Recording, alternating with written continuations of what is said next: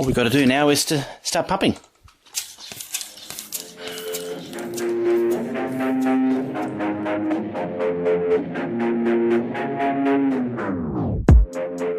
What is going on, everybody? Welcome in to the Week 13 recap episode of the Fully Inflated Football Podcast. I'm your host, Marcus Whitman. We had some really exciting and interesting matchups from Week 13 to talk about here today. 12 games that we're going to recap here because I refuse to call whatever that was that happened in New England on Sunday. That matchup between the Patriots and the Chargers, I refuse to call that a football game. So we're not going to really hit on that today. Chargers might need some hand replacements after all the drops this week. But just letting you guys know that game has been omitted from the recap here today. 12 games. And I want to start with the game of the week and what was really shaping up to be the matchup of the season. But as the second half went on, it wasn't much of a matchup at all. It was more of a domination by the best team in the NFL, officially at this point, the San Francisco 49ers. They really made this inarguable, scoring 6 straight touchdowns from the second quarter through the rest of the game after a bit of a slow start to win this game 42-19. And there's actually very little left to say about the 49ers. I've spent probably the last 3 weeks on this podcast, on the power rankings, on Hot Routes with Matthew Collar, just talking about how incredible this team is, how I think they are really setting up, if they can stay healthy and keep beating teams like this, they are setting up not just to make a serious run at the Super Bowl this year, obviously, but to go down, in my opinion, as one of these like all-decade types of teams where they just have the complete picture, where they're able to just dominate some of the best teams in the NFL. And in this game, just to talk about it a little bit, I mean, what really shined through was the superstar talent on offense, just overwhelming the Eagles' defense. They just had their hands full in this game with George Kittle, who kind of kickstarted the offense after, again, they did start slow in this game. It was looking like the Eagles were going to maybe surprise us a little bit, or at least surprise me. I know Eagles fans were expecting to win this game. But yeah, George Kittle.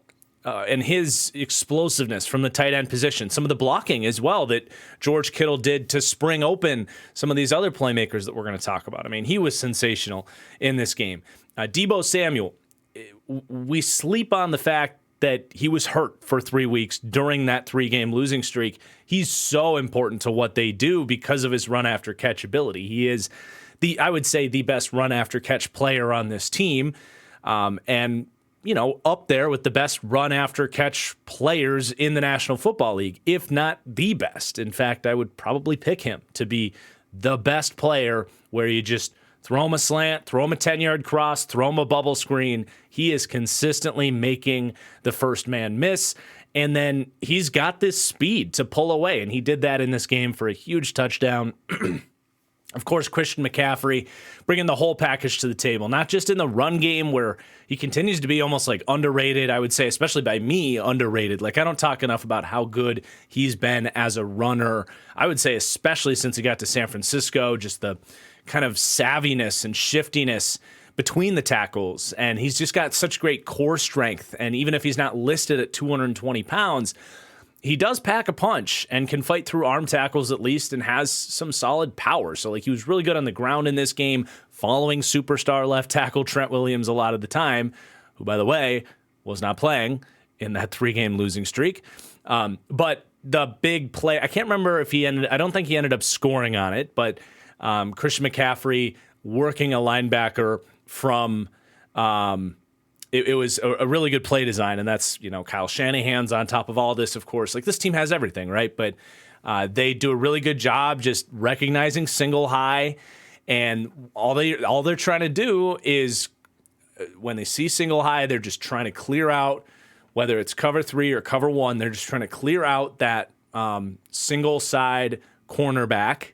They'll go like trips left with a wide receiver on the trips right with the wide receiver on the left side of the formation, isolated on a corner, and then they're trying to basically have him clear out, run a deep post or whatever it was. I think it was a deep post or a deep cross. And then they motion Christian McCaffrey right before the snap towards the single wide receiver side to isolate him on a linebacker or a safety who just don't have the coverage skills to hang with Christian McCaffrey. And they have him running basically a wheel route, but kind of faking, right at about the line of scrimmage, setting up the linebacker, making him think you're either going to go in or out, and then just burning by him towards the sideline. Just a huge completion. And it's scheme, it's talent, it's execution, it's everything, right? So you got McCaffrey, huge in this game. And then Brandon Ayuk making plays too. And even on top of that, like, Jauan Jennings is an afterthought on this team, rightfully so, because of all those guys we just talked about. But Jauan Jennings is like the absolute perfect fifth piece here because he's a big physical slot wide receiver who helps in the run game.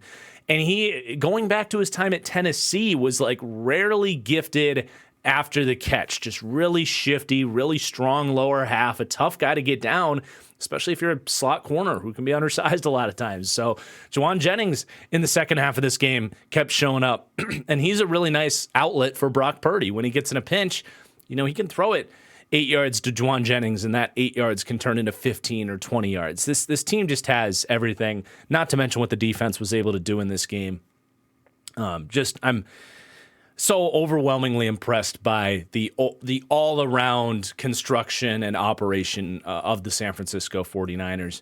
And the last note I have on them is I spent a lot of time talking about how the linebacker position kind of doesn't matter, or that it's a tough spot to invest in because it's a difficult position to hit on early on with young players. And I've given the Eagles and a lot of other teams kind of credit for not really investing in that position because it's kind of like the running back of the defense in a lot of ways. But I do think just another little wrinkle that this entire Niners system is challenging teams with is if you don't have great linebackers, you really feel that in a way that you don't against most teams.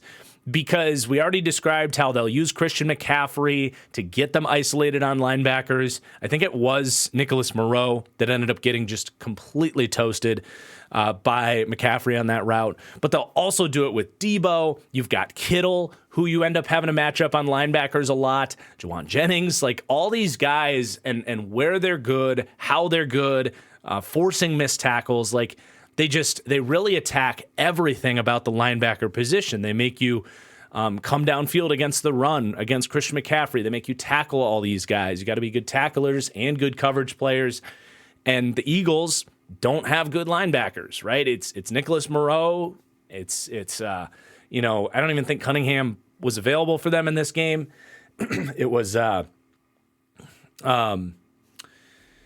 I can't even think of the guy's name. That tells you everything you need to know about who their other linebacker is in this game. It's, I think, Ellis, right? There's two Ellis Christian Ellis, who I'd imagine is probably Caden Ellis's brother, right?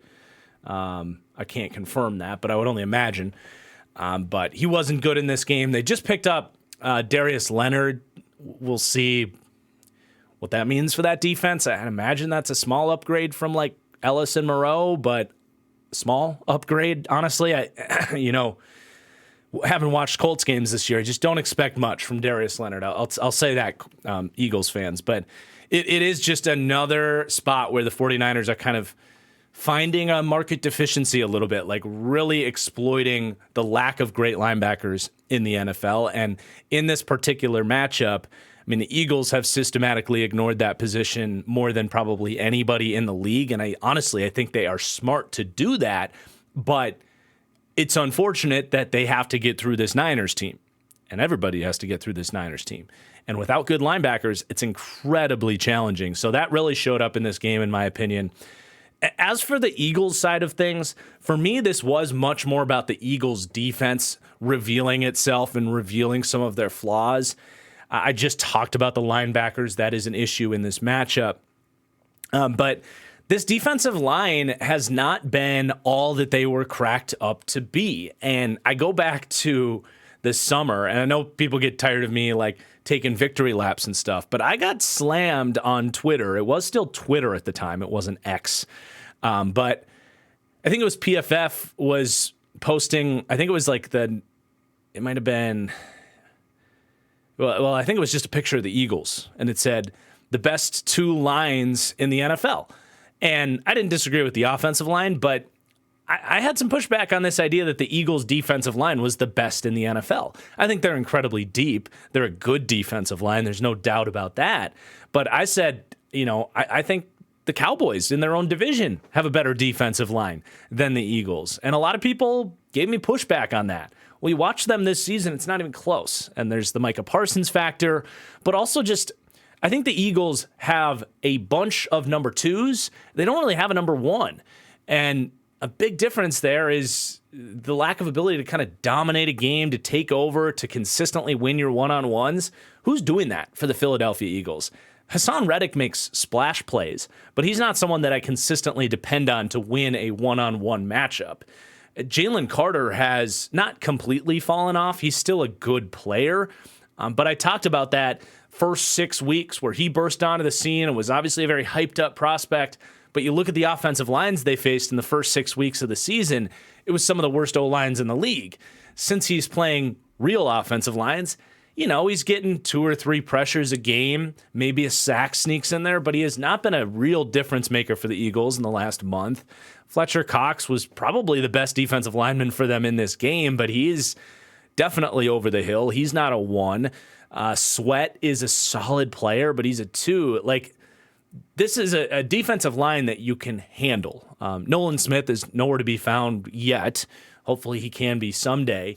Milton Williams was getting abused in this game against the run. And it's just like, this is not close to the best defensive line in football.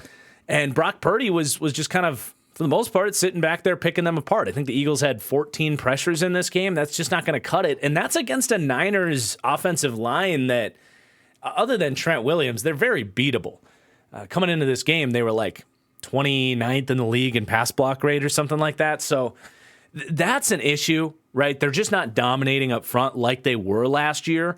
I think you also, I did not think we'd be saying this season. And I think Sean Desai is doing an okay job.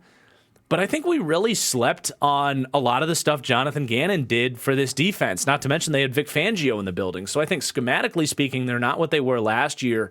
And I keep referring to this where, I was hard on Jonathan Gannon when the Cardinals hired him. I was very, just nonchalant about him being the Eagles defensive coordinator last year. I just didn't think much about Jonathan Gannon at all. But when I did prep for that deep dive series and really dove into the All-22, I was really impressed by the blitz looks that the Eagles were able to put up. In the last 6 games of last season, they manufactured a lot of phantom pressure, which is when you're, able to use a pre-snap look to, I would say, either A, make the quarterback think that he has to speed up and get the ball out, even if you don't end up rushing. But also phantom pressure in the sense of just getting unblocked defenders free. Maybe show overload on one side, and then you get someone on the backside to sneak through a gap. They got a lot of that stuff on their big playoff run last year, and you're not really feeling that from them this year. So whether that was Vic Fangio or Gannon, who I think Gannon deserves a lot of credit because you're seeing those things in Arizona with some of the success they're having down there in the southwest portion of the country. I think they are missing Jonathan Gannon and Vic Fangio from a staff perspective. And it's not that Sean Desai is horrible, but I definitely think they downgraded in terms of scheming and staff there. And then, the secondary is just not great. So they have a lot of big names, but Slay, Bayard, they've been solid players for them, but they're not the superstars that you would say on paper they should be, I would say. So to me, this was about the Eagles' defense being kind of getting in the way of the offense in this game. I think the offense was fine. They need to execute down in the red zone. That much is clear. They stalled twice early in this game, 6-0. They got up 6-0 on 2 field goals. You got to turn those into touchdowns if you're going to beat the 49ers. And, Jalen Hurts, I feel like I don't want to be overly critical. I thought he was fine in this game, but really nothing special. I did think he took some bad sacks. He had a 3.85 time to throw in this game. Again, on average, from a really good quarterback, you probably want to see about 2.8. So just holding on to the ball a little bit too long. And I continue to think that his kind of pocket decision-making, whether it's taking sacks or bailing out of clean pockets or not sensing pressure, I continue to feel that is a weakness in Jalen Hurts' game. And just also on top of that, with the long time to throw of 3.85, I do feel like Hurts sometimes maybe isn't challenging those more difficult tight window throws when he needs to. I would need to dive into the film to really stand on that take, but just kind of watching the broadcast, seeing him hold the ball, it does feel like he's not throwing with quite as much anticipation as he could be. But I don't want to put this game on Jalen Hurts. I thought he played totally fine. But you are also feeling like his running isn't what it was last year. He's on pace for about half the total yardage he had last year. He's dealing with an injury. He just doesn't look as explosive. And that aspect, like when he takes off and runs on like a 3rd and 10, felt like last year he would get 15 yards out of that and keep the drive alive. This year it's like he's getting 6 or 7, or that edge rusher's getting the angle and taking him down at the line of scrimmage. And it's just, that's a big difference in his game. I feel like he just doesn't have the same juice there. He was non-spectacular in this game. He was not the reason they lost, but he certainly didn't do anything to like keep them in this game or anything like that. And that's why he wouldn't be my vote for MVP. I don't need to, say anything more than that, and he's no longer the MVP favorite, as I don't think he should be. He's playing, I would say, about the 10th best quarterback in the NFL this year, but to me, that's not the MVP in the NFL. But yeah, at the end of the day, the defense has to be better, and I'm worried about it. Not just against this team, but you look at the way the Cowboys are playing right now. They got to play again this week. I don't know that the Eagles are locked to beat the Cowboys right now. This team is obviously great. One of the best in the league, but they're vulnerable in some spots in a way that I didn't necessarily feel about them last year. So definitely a little bit of a come down to earth moment for the Eagles, and back to the drawing board a little bit.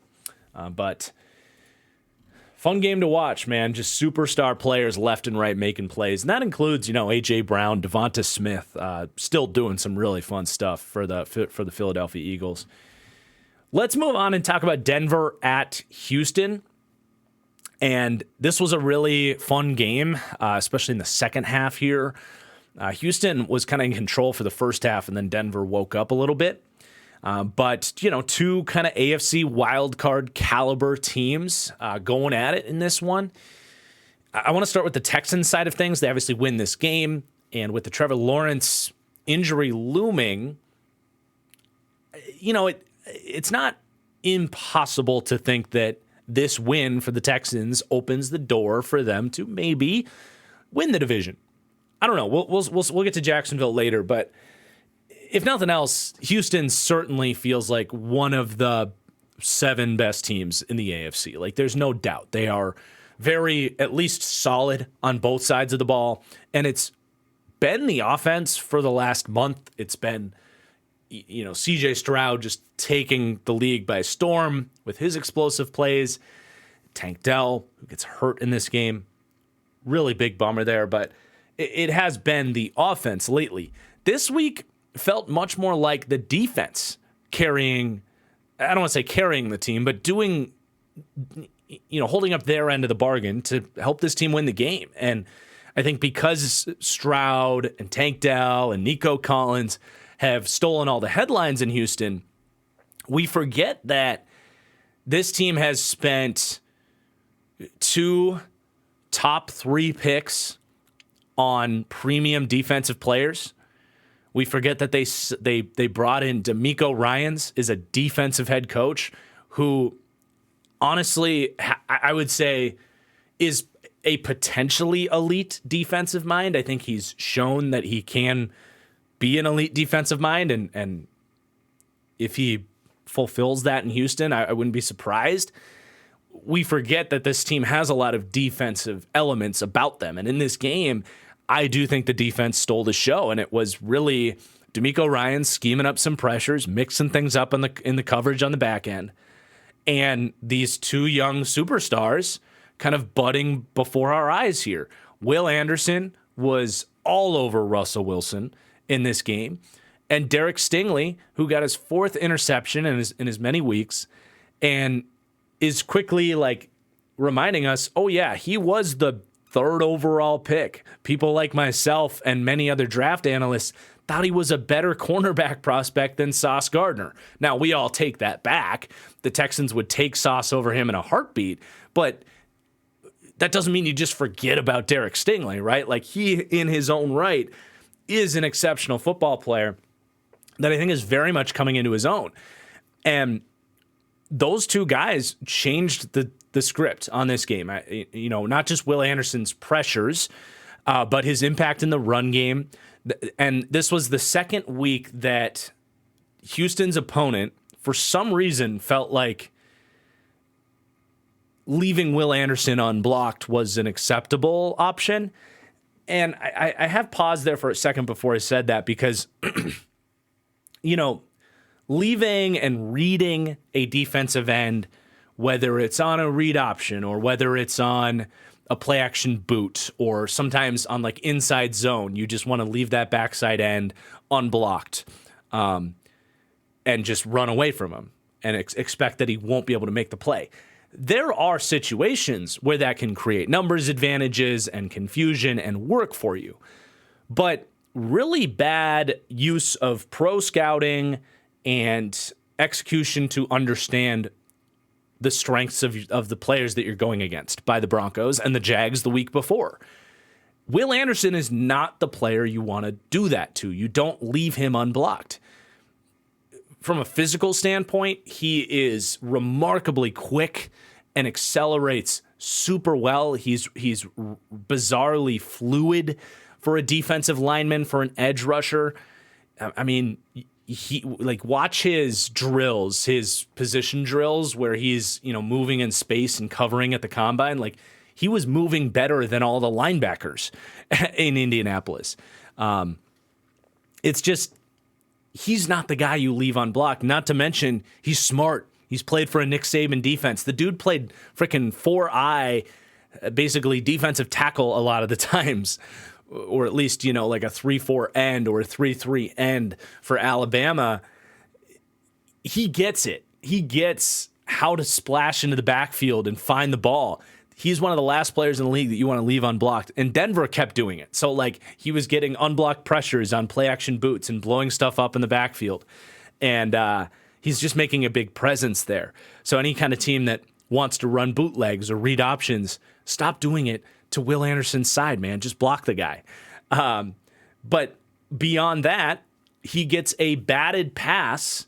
So even when he's not winning as a rusher, which I would say he had one of his best games as a pass rusher in this game, but still coming along as a rusher. But this is everyone does this, right? TJ Watt, Myles Garrett, you name it. When you don't win, or if you're getting doubled, or if you feel the quarterback's about to throw it and you're not going to hit the guy, see if you can't get your hands up and deflect the ball. And a lot of times those lead to interceptions. Those are incredibly valuable plays.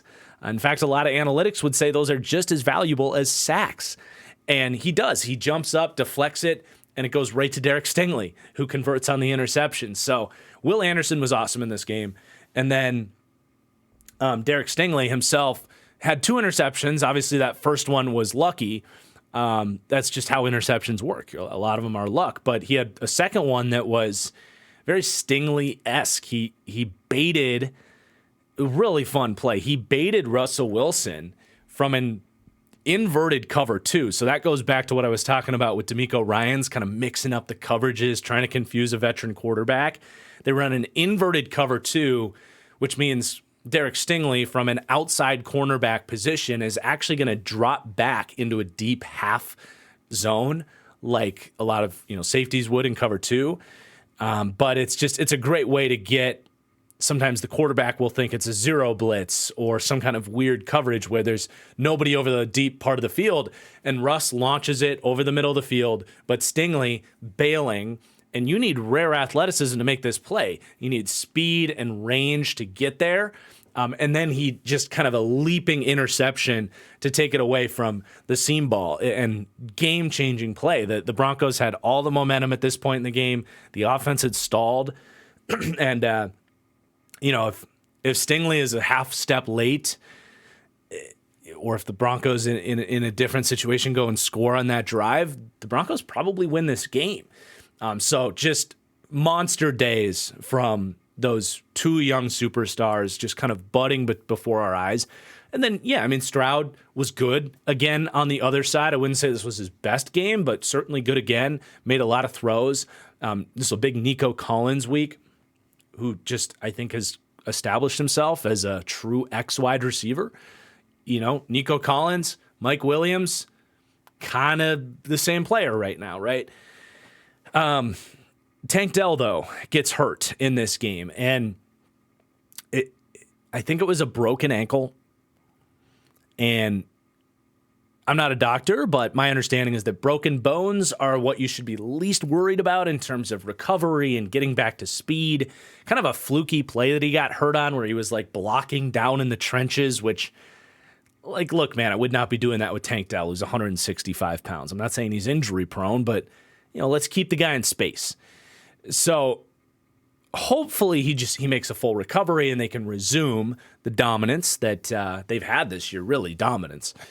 Him and Nico Collins and Stroud really set up to be this kind of elite combo of quarterbacks and playmakers, just kind of how they're playing this year. But as far as this season is concerned, it does suck.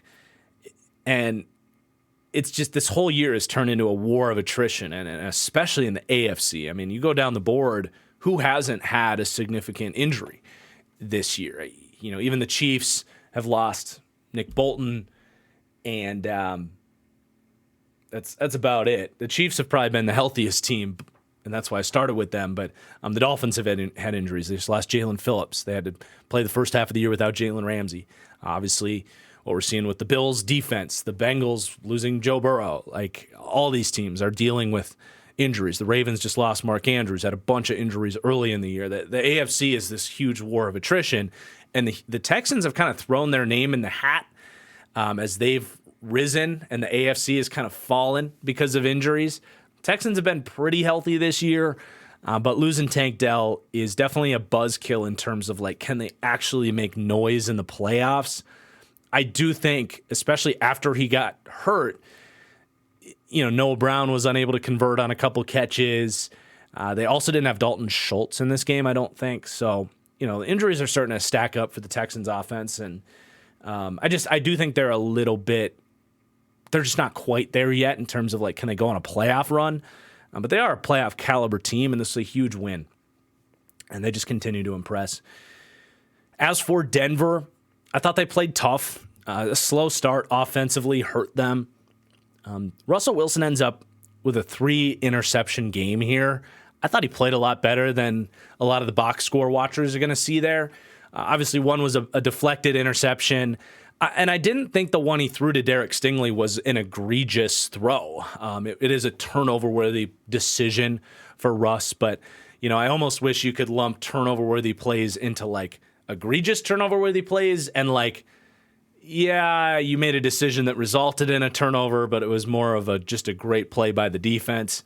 That Stingley interception would go more in that category for me for Russ. And then the third interception was late in the game, 20 seconds left, third down. The left tackle gets beat immediately. It was not a good day for Mike McGlinchey. For Garrett Bowles. Russ under immediate pressure.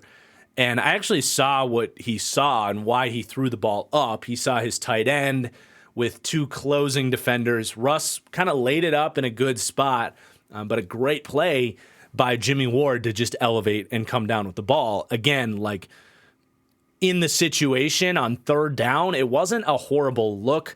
but the defense just made a play. So the 3 picks were like, you don't want to see them, obviously, and it really was 2 picks. I mean, a batted pass that gets deflected and intercepted, that's just not the quarterback's fault, in my opinion. That's just the defense making a play and bad luck. But the other 2 were kind of like, yeah, interceptions, but I can understand why you threw those balls, right? Because the one where Stingley broke back on inverted cover 2, all Russ sees is, a screaming wide open tight end and 10 yards of open space. It was just incredible recovery by Stingley, who is a remarkable athlete. So, you add the context of the 3 interceptions, and I actually felt like Russ made some big throws. Cortland Sutton had a huge drop early in this game. I thought Russ used his feet well. And continues to just be a very solid quarterback for Denver. He just reminds me so much of early career Russell Wilson, where he's a game manager with a great deep ball and is going to make a few really nice throws every game. And he did in this one, just dropped a dime towards the pylon from like across the hashes to Cortland Sutton. So, I think the Broncos offense was fine. They just had those turnovers that were just really, honestly, just good plays by the Texans defense.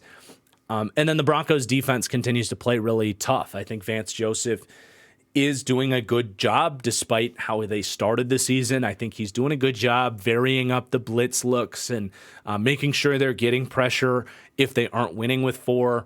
Or if like in this game, if the blitzes aren't working, he'll go with stunts and fix things in a different way. So I do think Vance Joseph is reestablished himself as like a solid Tier 2 defensive coordinator, and the defense is actually making some plays, man. Like, they have some guys up front that are underrated. Zach Allen's having a good year. Nick Bonito, Baron Browning, they're still young, kind of trying to prove themselves, but they are solid. And Pat Surtain just kind of quietly having an incredible season.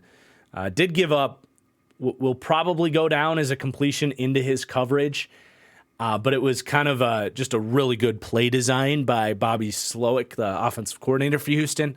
The Broncos are in cover 4, and they kind of basically trick Surtain into thinking that he was going to be able to pass off a post. It was like kind of like that Kansas City Chiefs wasp route.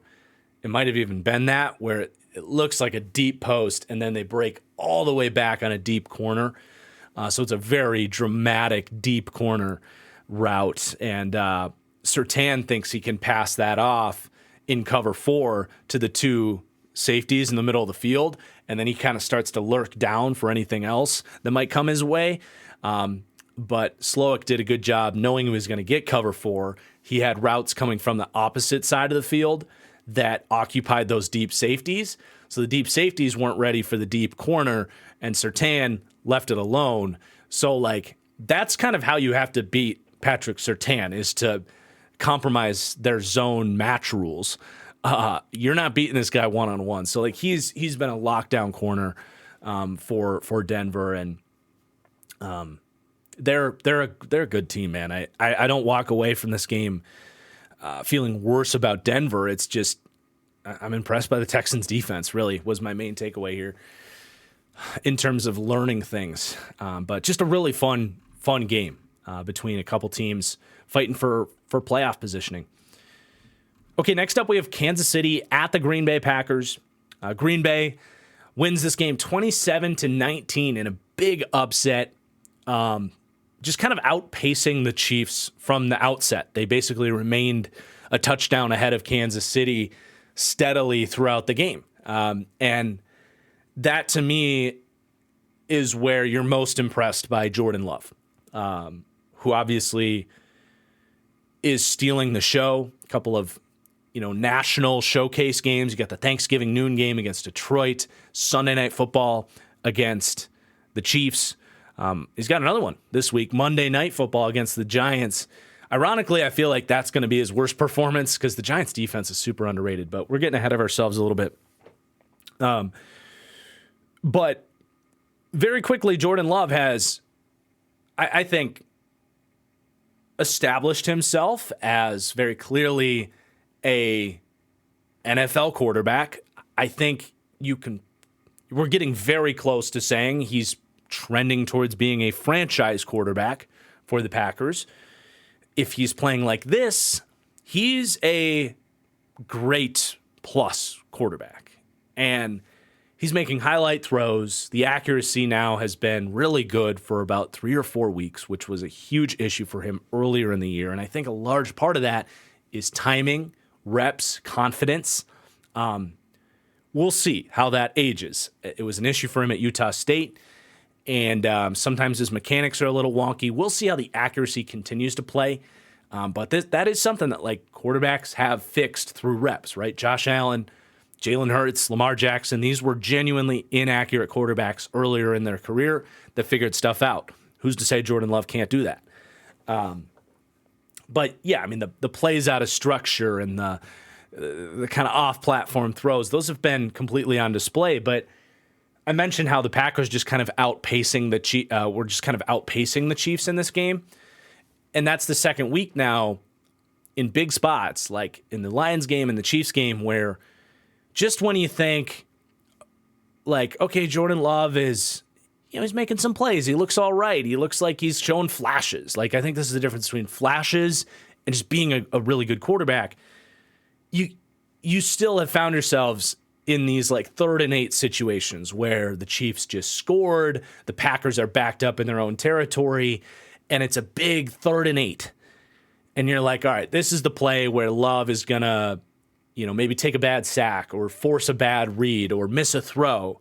And now for like 8 quarters, it's been the Packers get in those situations because Detroit forced them into a couple of those spots too. And he's on time, hitting the top of his drop, firing an out route. Or it is the play extension where maybe it's not there, but he's sensing pressure and getting out of it and finding ways to keep these drives alive. And again, that's like the biggest thing for me. The difference between an okay quarterback and a great one is when it's 3rd and 8, what do you bring to the table? Are you executing and keeping drives alive to win these big games in these big spots? And Jordan Love is really inspiring a lot of confidence in his ability to do that. So those are the plays to me that are the most promising. The throws on the run and the scrambles, that's all exciting. But it's the timing and the confidence and the understanding of the offense and being a quarterback, making checks at the line of scrimmage, picking up blitzes, managing the rush. That's where you're really encouraged by Jordan Love. So he's playing at worst like the 16th best quarterback in the NFL. Arguably, over the last month of football, he's been a top 10 or so quarterback. And he had an elite passing grade per PFF in this game, credited with 4 big-time throws, 0 turnover-worthy plays. You just can't really say enough about how impressive he's playing right now. And obviously, I hope he can keep it up. I'm a big Jordan Love guy, very excited from that perspective. But it's not just Jordan Love for Green Bay. The defense continues to make plays. And I want to, at some point, when I have some free time, just watch some Packers all 22, just defensively. Because I am curious, like, genuinely, how much Joe Barry is doing differently or if this is just players making plays. So I'll get back to you on that one. But at the end of the day, defense is playing well. The pass rush looks awesome. You got these receivers looking awesome. Like Christian Watson, again, like the Lions game happened, and then boom, there's a 6'4" dominant number 1 wide receiver. Before the Lions game, I was like, this dude is the softest receiver in the league, not named Chase Claypool. And all of a sudden, he's like, oh yeah, I'm 6'4". I should attack the football. I should out physical defenders. And Jordan Love's like, okay, good. I'm going to give you looks. And they're converting. So that's exciting. He did kind of retweak his hamstring late in this game. That is kind of his biggest issue right now is those hamstrings. Hopefully that's minor. We'll see there. But, I mean, it's just an all-around incredible week for Green Bay. Not just for the team to look like this, but from a standings perspective, they win their last... This is the last game, I think, that they will be underdogs on the season, and they were 6.5, 7.5 point underdogs in this game against Kansas City. It's the second week in a row, by the way, they've won as a touchdown underdog. They get to 6-6. The Seahawks lose. The Vikings lose. The Rams did win, but the Packers beat the Rams earlier in the year when Stafford was hurt. So they have the tiebreaker there. But the Packers' remaining schedule is Giants. They got the Bucks, the Panthers, the Vikings, and the Bears. They're going to be favorites in all of those games, especially with how they're playing right now. So, I mean, it's in their...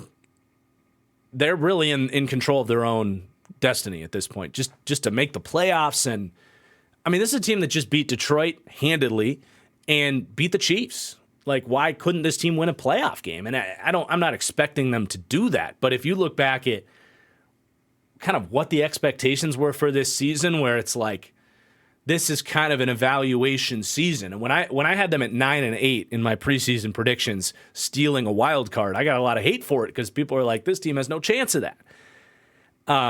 That was just kind of the public perception of where this team was. So if they get to if they could get to 10 wins and be competitive in a playoff spot when your quarterback's looking like this, that was the dream of all dreams for any Packers fan. They are in a very good spot with the youngest team in the NFL. They have the Jets' second-round pick, which is going to be probably a top 40 pick at this point.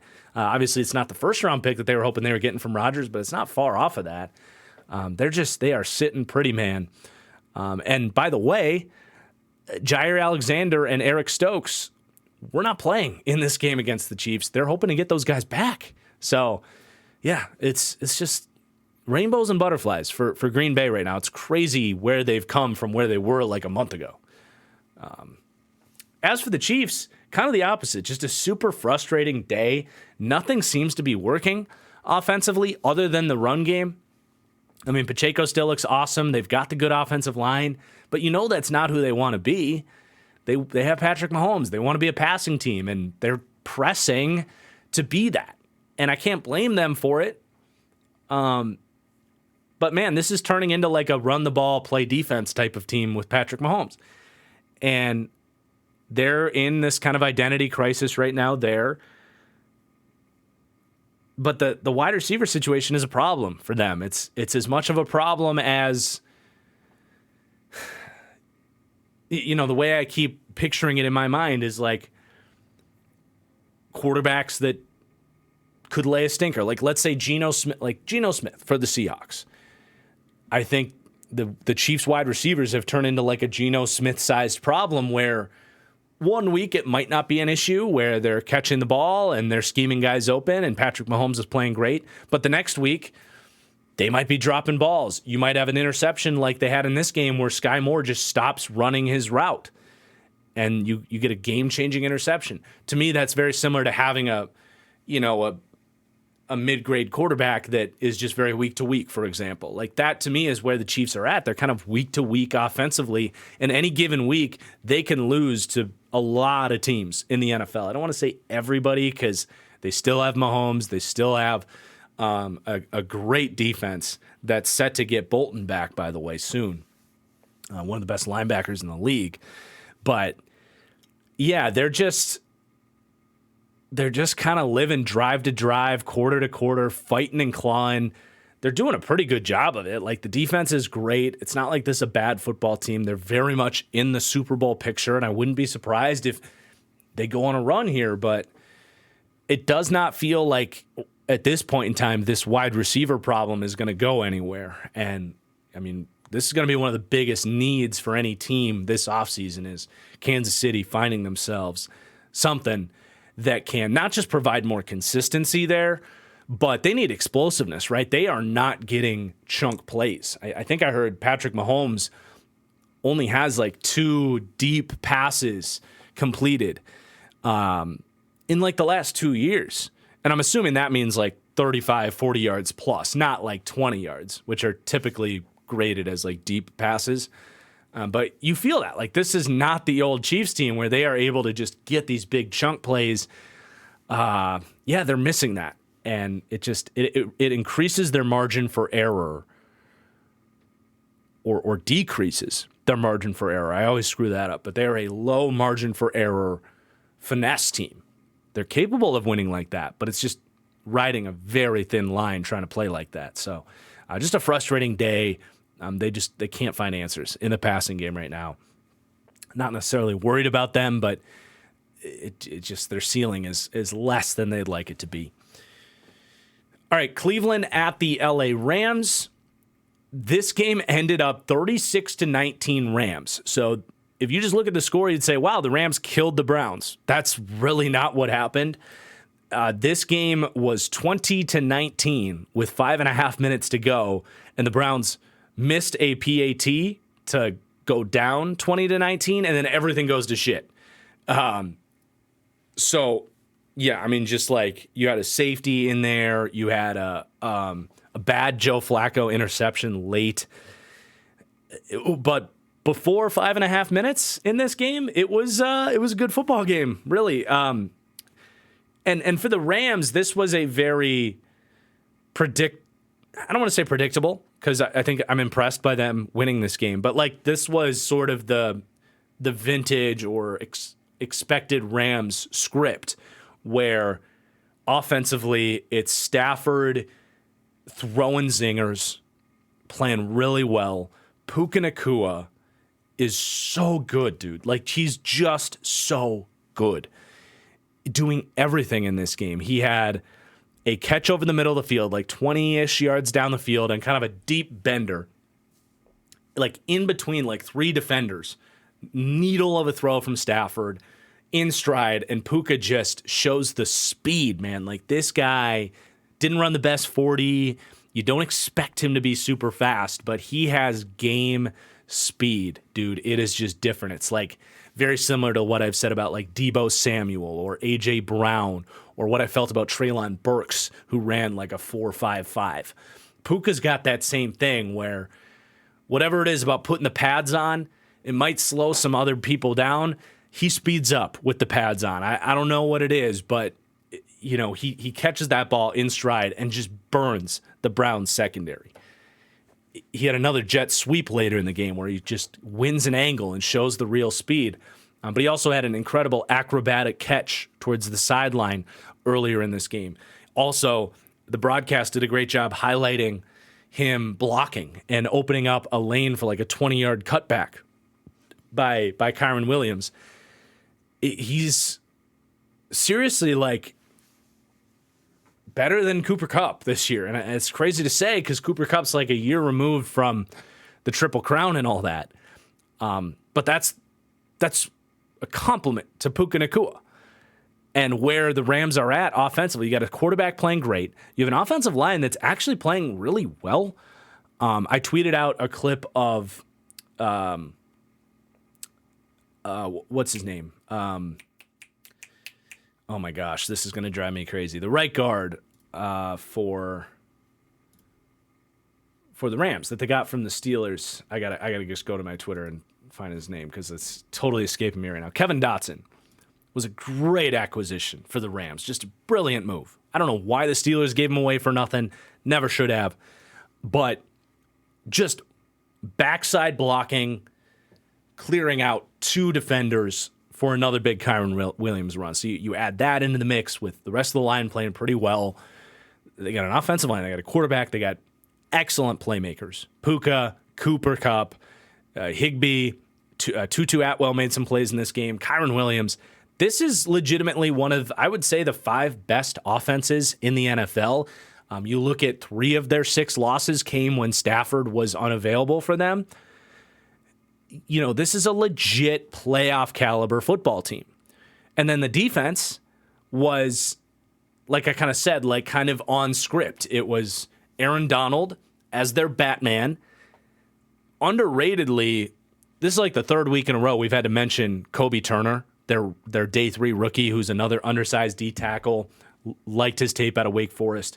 He is just Robin. He's Batman. Donald's Batman.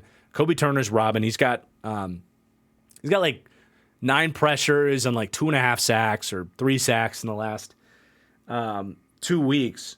Been really good. And then everybody else is playing hard. They're coming together as a defense to just be a solid defense. So you're talking about, I don't know, the 21st defense in the league with the 5th best offense. Like, that's a playoff team.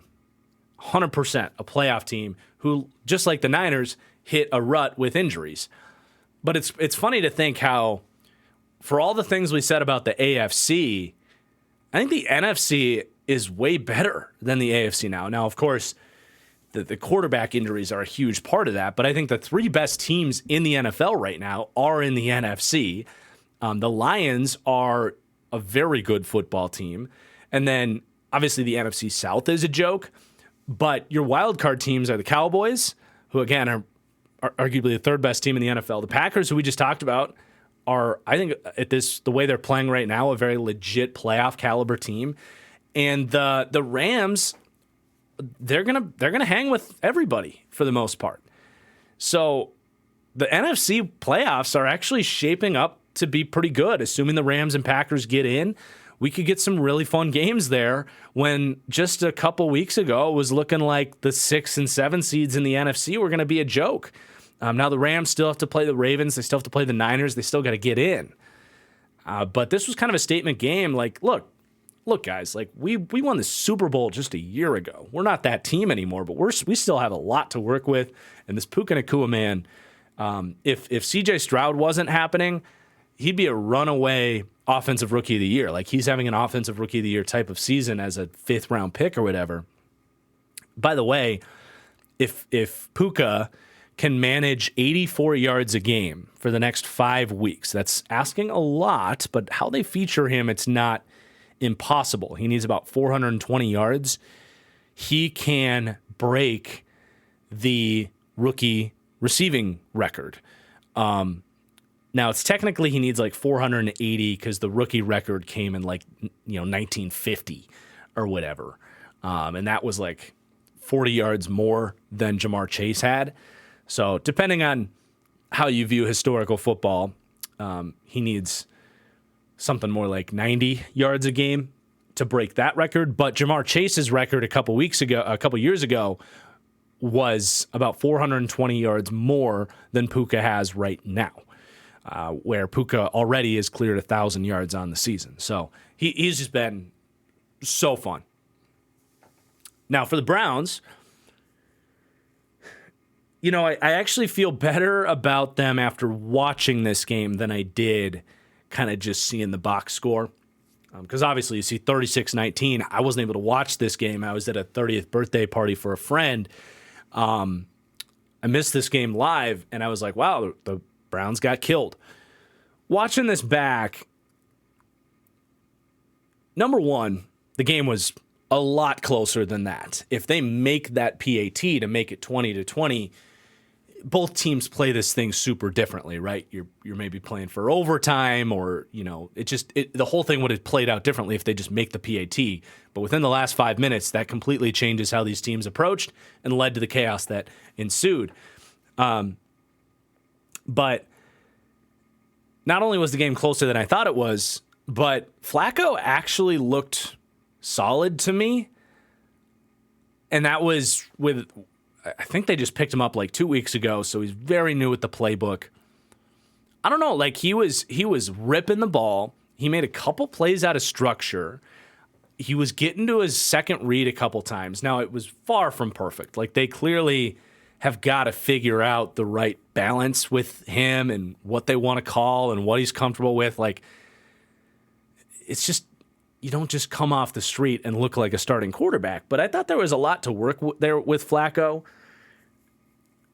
And, I mean, they were taking some shots, man. Like, he opens up the vertical aspect of the field in a way that a guy like Robinson just isn't going to do for you. So I'm kind of intrigued to see what this could continue to look like with Flacco. And the other thing is, like, defensively, Myles Garrett he's clearly not 100%, but I don't think this is a situation where it's going to last too long. Like, he's obviously playing, and if he can get back to 100%, the defense just comes back. But without him, he was playing, but he was not Myles Garrett. You didn't really feel his presence he didn't have that power or just ability to take over his blocker like he normally does.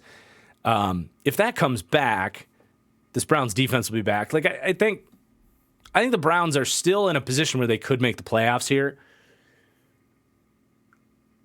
The one thought I had though was like, if I'm Kevin Stefanski, I'm taking this week and I'm drawing up 10 different ways to get David Njoku the football in space.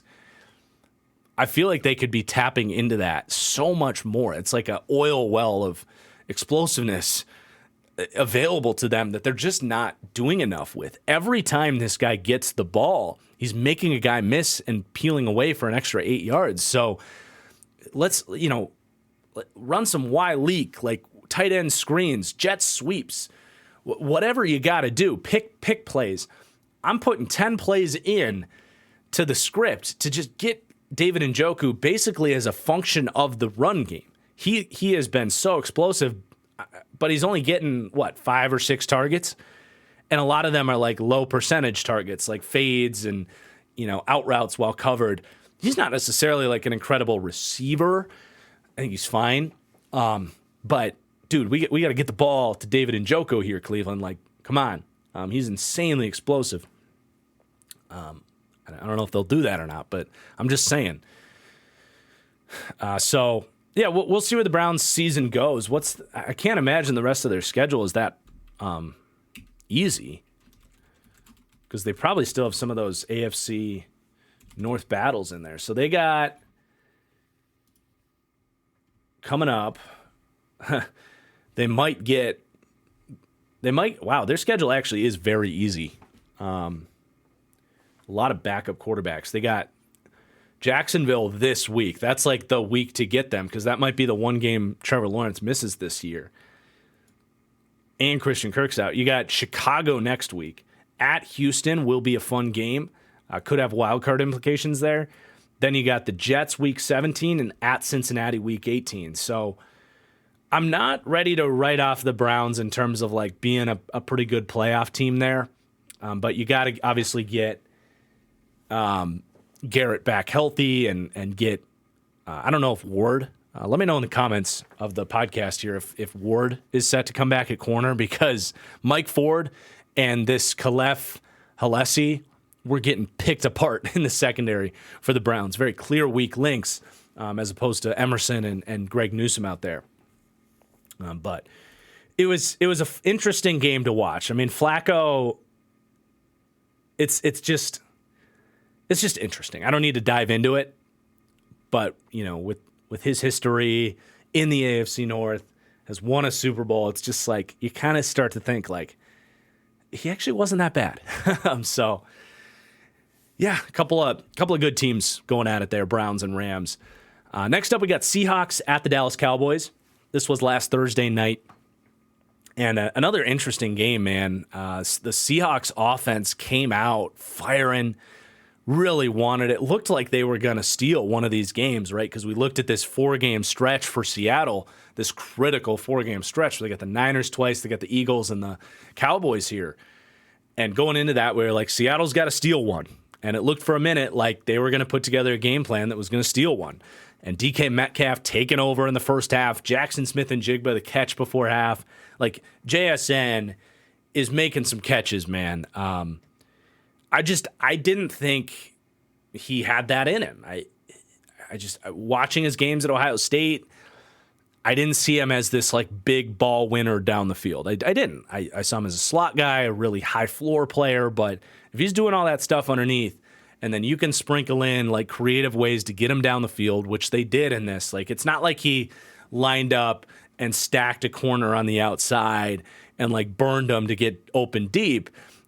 They ran a triple stack from trips. So you have literally like in a row 3 wide receivers, basically like a wild random college formation that you'd see from like Missouri Tech or something like that. If that school exists, I don't know.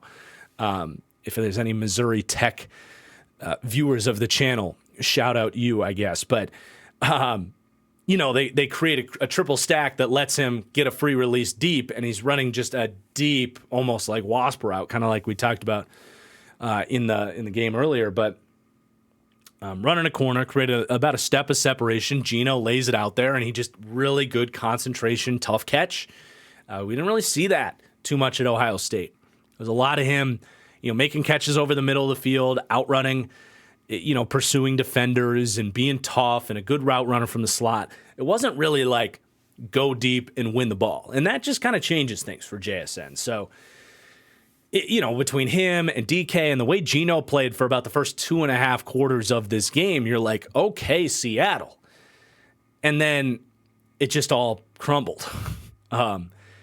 Dallas did enough to hang around. Dallas was really just kind of steady. I would say that was kind of the difference, was Dak and the Cowboys steadily performed throughout the game. And Seattle's good plays came early. Dallas's ugly plays came early, which was really just DK on Deron Bland. It was a very interesting day for Deron Bland, who's obviously been a superstar in the making for Dallas this year. Deron Bland got destroyed twice earlier in this game. Right, yeah, because it was, I think Bland was in coverage, I think, on Jackson Smith and Jigba on the touchdown, and then he was in coverage on DK Metcalf, and DK just works him on a slant. Bland tries to, get in for the pass breakup, and if you whiff trying to tackle on a slant, that means it's just DK and a safety. And I don't know where the safety was on this, but DK just caught the slant and then gone. Like, I think he hit the fastest speed on the season was DK Metcalf on that play. So Bland, a couple of really bad plays in the first half, but in the second half, comes out, gets a little bit of redemption on a really nice interception where he was on the trail. You call it on the trail technique when you're defending a drag route where you want to undercut it. You want to ride the tailwind a little bit and then undercut it. And for what it's worth on that play, I think you saw a little bit of the lack of speed from Jackson Smith and Jigba because you saw the closing speed from Deron Bland just cut in front of the ball and interception. Like a really good play from Bland. Probably not the best decision from Geno there. Bland was in pretty good coverage. But, once you get to like 20 minutes left to go, the Seahawks' deficiencies were just in full display. I mean, Geno very much just trailed off, I would say. Even if he made some great plays in this game, there were still some big third downs in this game where he's just leaving a little bit to be desired. It's like what we talked about with Jordan Love earlier where, 3rd and 6, you don't need a 20, I'm not saying he necessarily attempted 25-yard dimes, but you don't need to see on 3rd and 6 this gorgeous, deep ball that Geno can throw. You need to, see high IQ plays where he's recognizing the coverage, knowing where to go with his eyes, where to go with the ball, playing on time. You didn't see that from Geno. Just kind of folding late in this game. Obviously had the interception. I'm not putting this whole loss on Geno, obviously. He played overall a good game, but he fell short late in this game. The Cowboys defense dominated the Seahawks offensive line, which really showed up as an issue. The Seahawks had a 10-point lead heading into the fourth quarter or so of this game. The Seahawks aren't a team that can safely hold a lead because they can't really run the ball when they want to run the ball. They can't really assert themselves at the line of scrimmage. That's why we talk about the importance of line play so much. They can't, it feels like if they're not getting these big chunk plays, they don't have much of an offense. And you felt that late in this game. The Cowboys' defensive line took over. They didn't have an answer for Micah Parsons. And then Dak and the Cowboys' offense, they just were steady the whole way, right? They played well enough in the first half, made enough plays to stay in it, and then they just kept coming. And, CeeDee Lamb was incredible in this game. Dak Prescott, I don't think this was necessarily his MVP day or whatever. I think he's more of just having an MVP type of season when you look at the consistency. But this game was kind of a snapshot of why that's making him so effective. 4 straight quarters of just good quarterbacking. Not necessarily crazy plays out of structure or dominant throws down the field, but picking up those big third downs, making big throws in certain spots. He had, 2 or 3 really nice throws in this game, but nothing was like sensational from him. But just in complete command of the offense from start to finish. And that's when you look at the Seahawks defense too, and you're like, where's the pass rush? Where's the tight coverage? Where's the physicality? Where's the scheme? There's just so many really just frustrations about the Seahawks defense. I've talked about them now on the podcast. I talked about it a lot on the Hot Routes live show with Matthew Collar yesterday.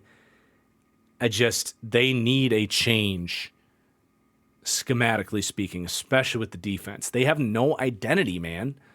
Like, seriously, I can ask you who the good players are on the Seahawks defense. You can give me an answer, right? They've got solid to good players up and down the field. But if I asked you, what is the Seahawks defense good at? Like, honestly, what is the Seahawks defense good at? They're not a great run defense. They don't have big, like, they are kind of missing a nose tackle type or a defensive tackle type. All these D linemen they have are kind of undersized tweener types. So maybe that's a roster issue a little bit, but linebackers can only do so much in run defense. Their edge players are really bad against the run. Their pass rush isn't a strength of their team. It's a good, solid pass rush, but it's not a strength of the team, right? And then the secondary, like, that's where it's really frustrating. Like, they have coverage players. You got Witherspoon, you got Tariq Woolen, you've got multiple good safeties back there. They're not a good cover team. They're not. So they're missing an identity. They're missing coaching. And I'm not terribly familiar with Clint Hurt, but it does just feel like he's doing a bad job. So just for Seattle now, like 2 of the last 3 weeks, you've had these really kind of heartbreaking moments where you have the Rams game that, in hindsight, they really needed that game, right? Because the Rams alone have jumped them in the standings, and the Seahawks needed that win with this upcoming stretch. That game was a heartbreaker because Geno goes down. You lose on a missed field goal, a brutal loss in the grand scheme of things. And then you have this game where it's like, okay, we might steal one back. And then you just collapse where all of your deficiencies come to the forefront. So they're just in a really tough spot. Not just for this season, but like, where do you go now? You gave up your second-round pick for Leonard Williams. Look, I didn't want to be too critical of the trade because I understood why they wanted to make that move, but I definitely didn't celebrate it like a lot of people. And I had some pause for concern to be like, look, is that really going to be the difference for them? I don't know. I don't think so. So, I mean, if you could take that trade back now, I think you do that in a heartbeat. Yeah, they're just, where do they go next? I'm very curious, especially as the rest of the NFC in time is going to shape up, right? Like, they're not going to have this laughingstock NFC to carve through every year.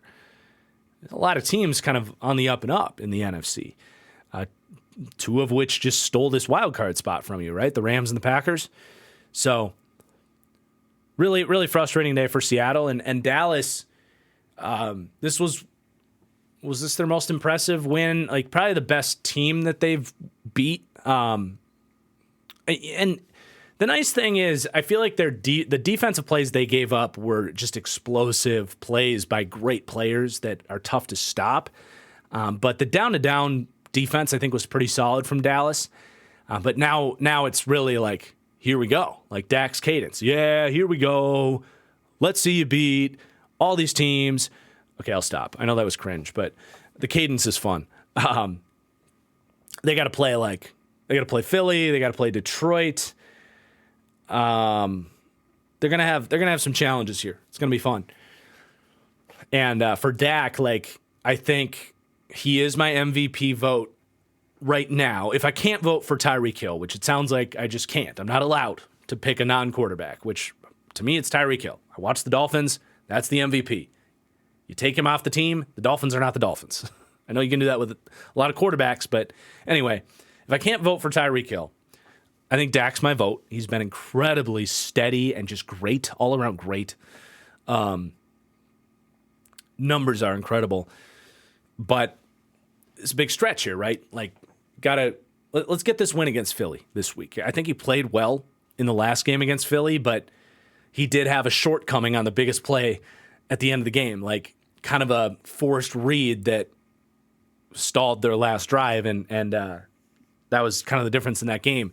I want a game-winning performance from Dak Prescott, whether it's like this where he's just steady all the way through, they put up, a 30-burger and win this one, or whether it's making a big play on third down that gets them the win late. I need kind of an MVP performance from Dak against Philly, but I think he's on pace to us looking at this and saying Dak could win the MVP, and he has reshaped my perspective on him. I've said he's very much like in that tier 3 of quarterbacks for a while, of your Kirks and your Carrs and your Goffs. He's been a tier 2 quarterback this year. He just has. He's been so much more consistent in terms of decision making. The accuracy is no doubt. His command of the offense is really important.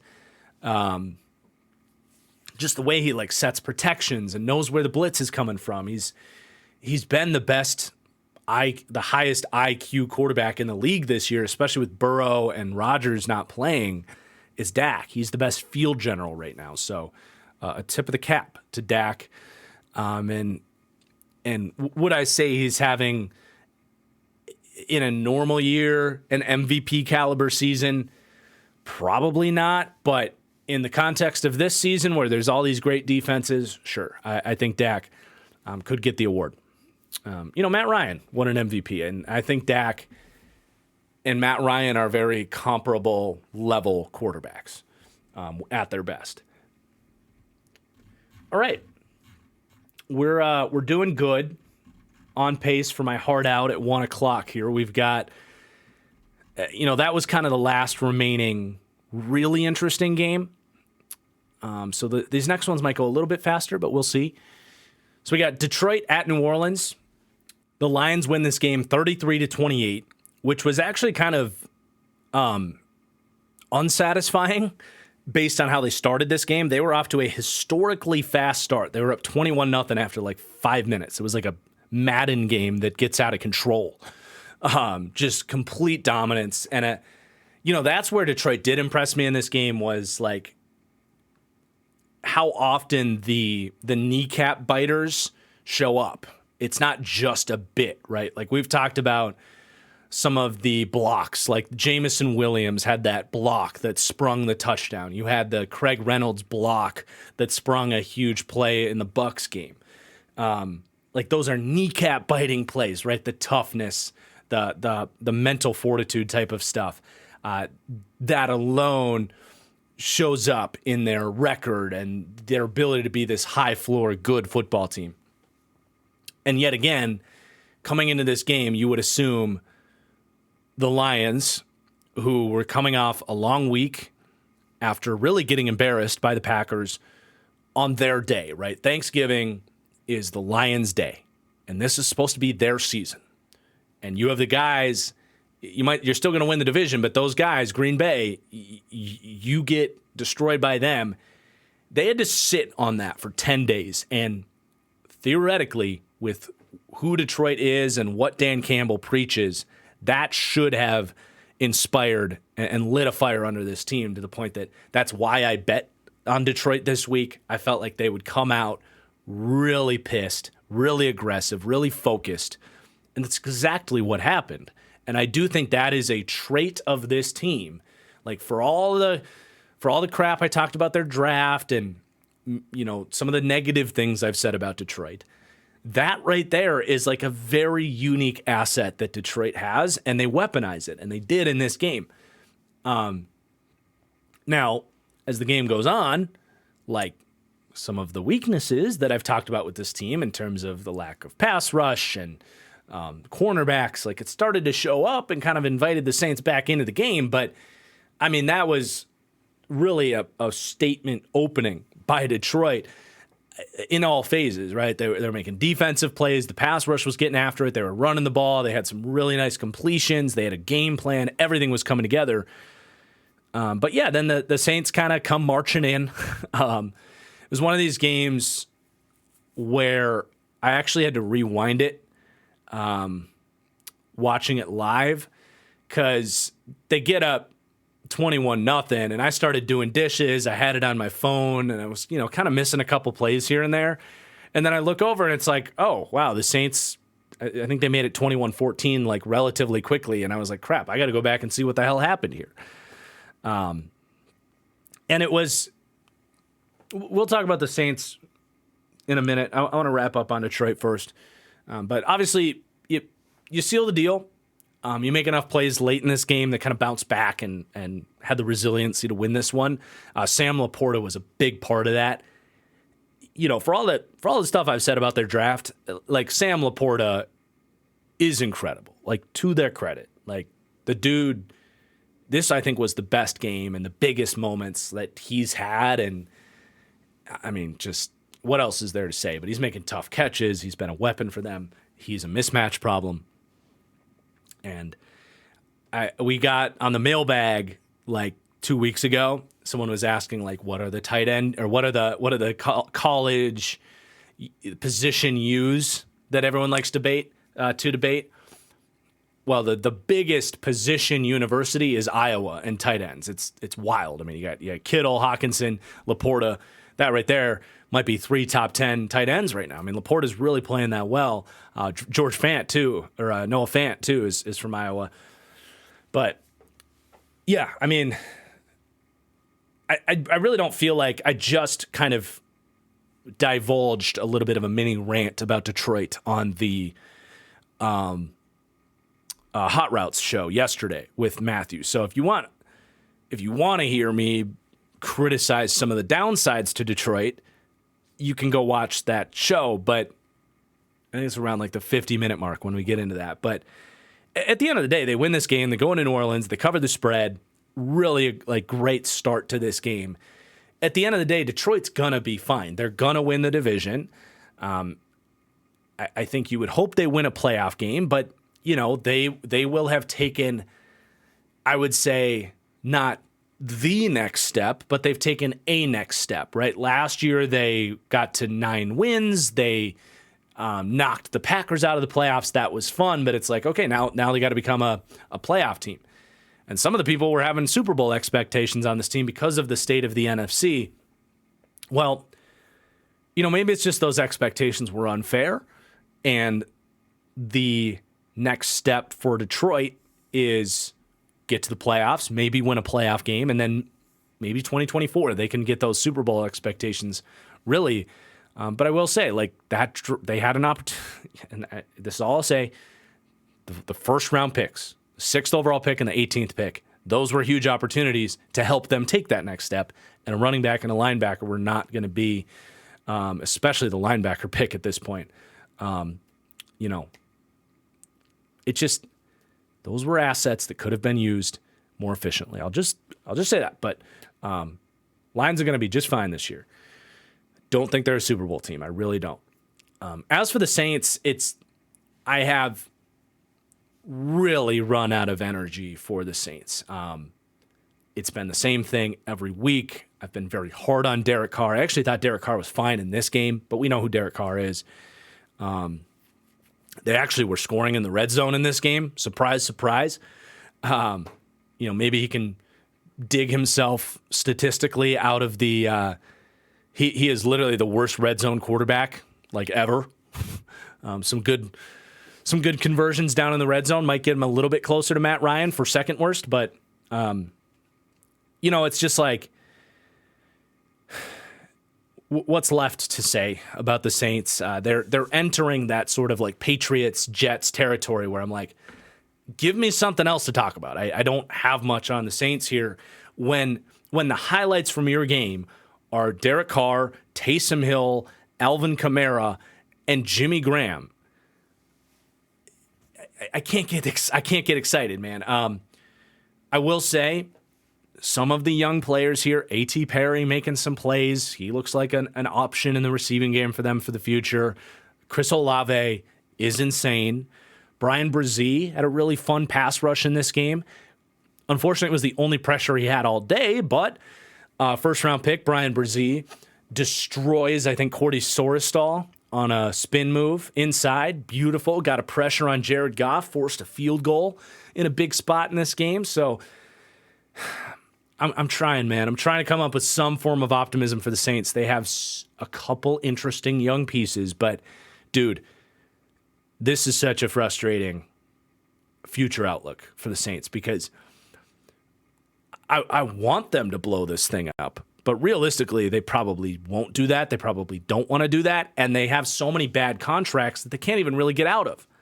So realistically, they're not going to go like full blow it up rebuild mode here. But you do have a couple young pieces, and hopefully you can continue to get more. All I will say to wrap up this thing is, and this might be a memorial for my Saints analysis this year. We'll see if they give us much to talk about the rest of the way. But as we look towards this offseason, please, Mickey Loomis, for the love of God, stop pushing the can down the road. Literally, just do not sign anybody in free agency. Make the cuts that you can. Clear up the books, my man. Be a little bit more realistic about where this team is. I could at least partially understand it. When you look at the state of the NFC, it's horrible.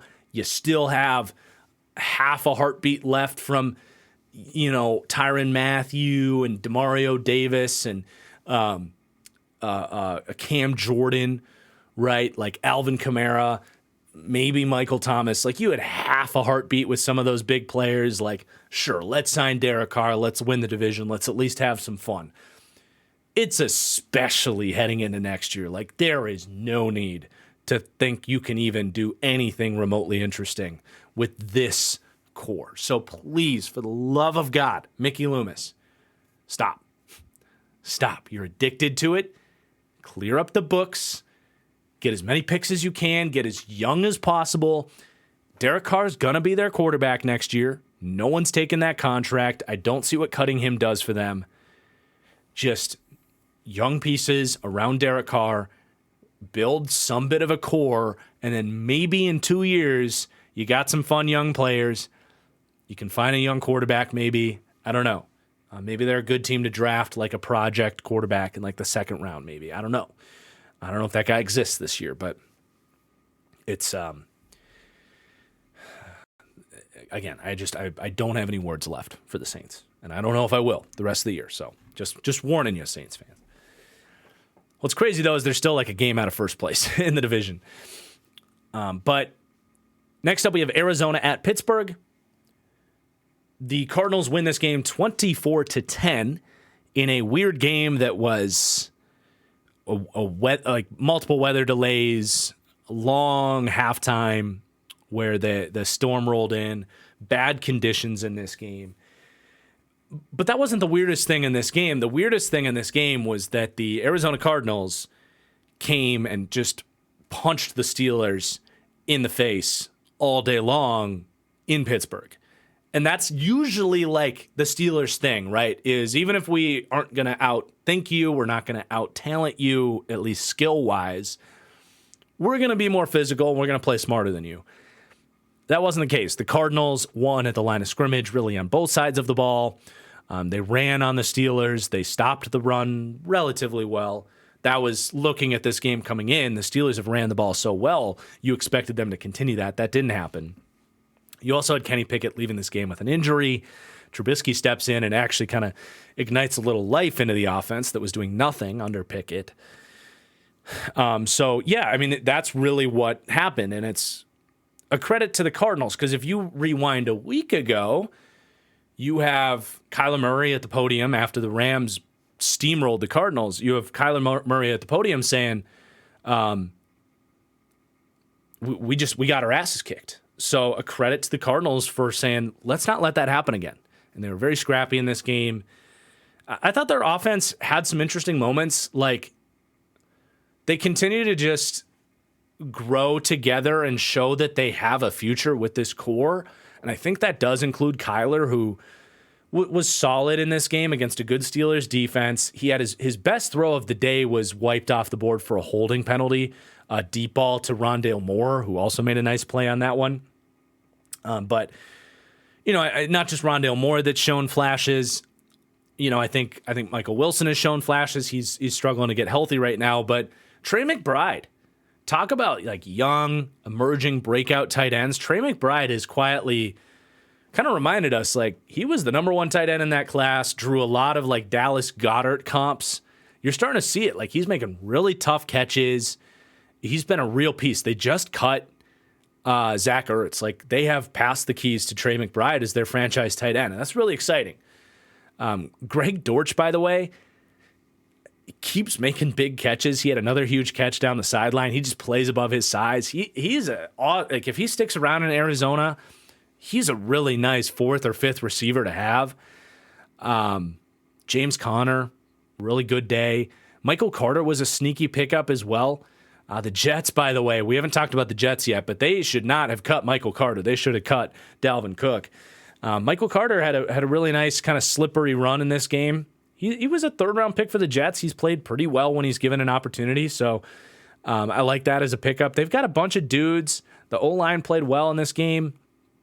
And yeah, I mean, they're just kind of building stuff, right? And the defense has a talent gap, but they're well coached. They play hard. They have a couple pieces. They're just really continuing this trajectory. And like I kind of said, like, whatever you think about Kyler Murray, he is very beautiful in a way that he kind of controls whether or not the Cardinals keep him on board, because you're really only moving off of him if they get a top 2 pick and fall in love with Caleb Williams or Drake May. But you go into Pittsburgh and win this game, Kyler plays solid. He's going to play himself out of them even thinking about trading him, and that's kind of the way this is trending towards. So it's all sort of working for Arizona. And then for the Steelers, I don't expect them to get out-physicaled like that every week. And I would kind of expect them to bounce back and beat the Patriots this Thursday. I don't have that much to say. Just ugly offense, though. Like, clearly Matt Canada is not the only problem in Pittsburgh. They were hanging around in this game, and then Mitch Trubisky comes in and they botch a snap. So, like, just ugly across the board, not just getting out physical, but you turn the ball over on a fumbled snap. That's obviously going to hurt your chances quite a bit. At the end of the day, like, they'll have better days ahead, but the defense is a little bit squishy. I mean, you have Watt, you have Highsmith, you have Joey Porter Jr. Then what, right? Like, they're a little... Minka Fitzpatrick is still out, right? Or if he's playing, I didn't feel his presence in this game, but they're just squishy. They got a lot of holes. The interior of their D-line is quietly pretty bad. I like Keanu Benton. He's very young. He's one piece. At this point, Cam Hayward has not come back the guy that he's been for years and years. He has defied his age probably 2 years longer than you ever would have expected. Coming off an injury, he's just a guy in there. So they've been squishier against the run. They have a linebacker problem. Losing Cole Holcomb was an underrated injury for them, because now you're out there with Mark Robinson, who was a 7th-round pick a couple of years ago.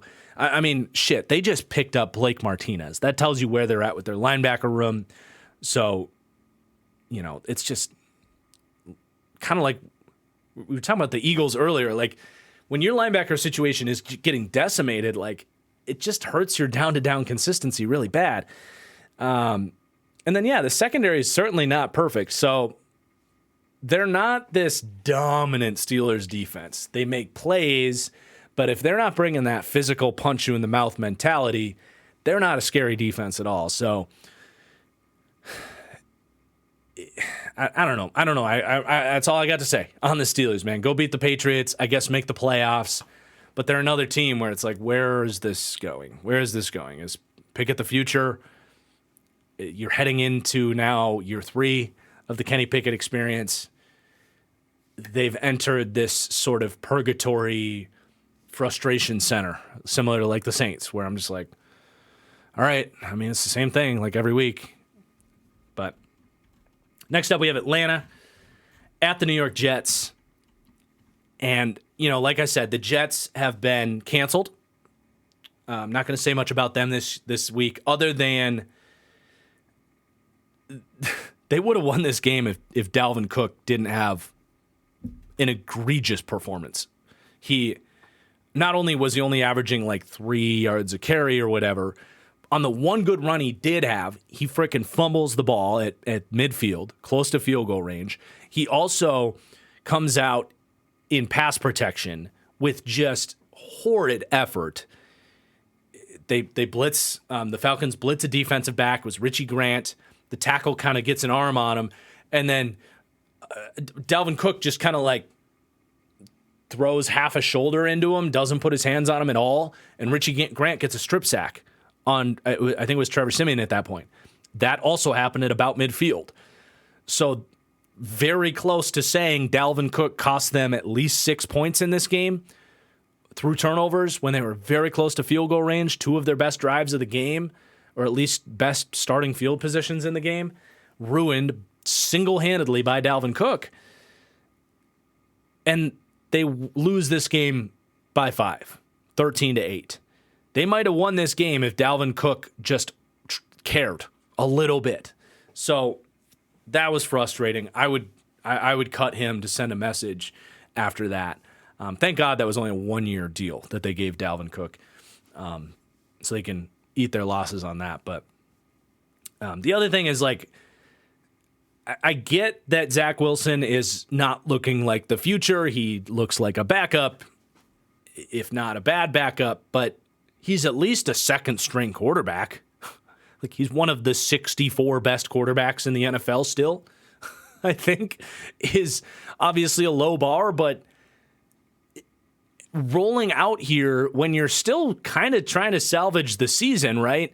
Rolling out here with Nick Boyle, or Tim Boyle, who's not the answer, and then rushing in Trevor Siemian, who is clearly just not ready to take snaps with this offense, has nowhere to go with the no idea where to go with the football. I get that you're frustrated with Zach Wilson and wish he was better, but he's better than what you have. Like, do they win this game with Zach Wilson? Maybe.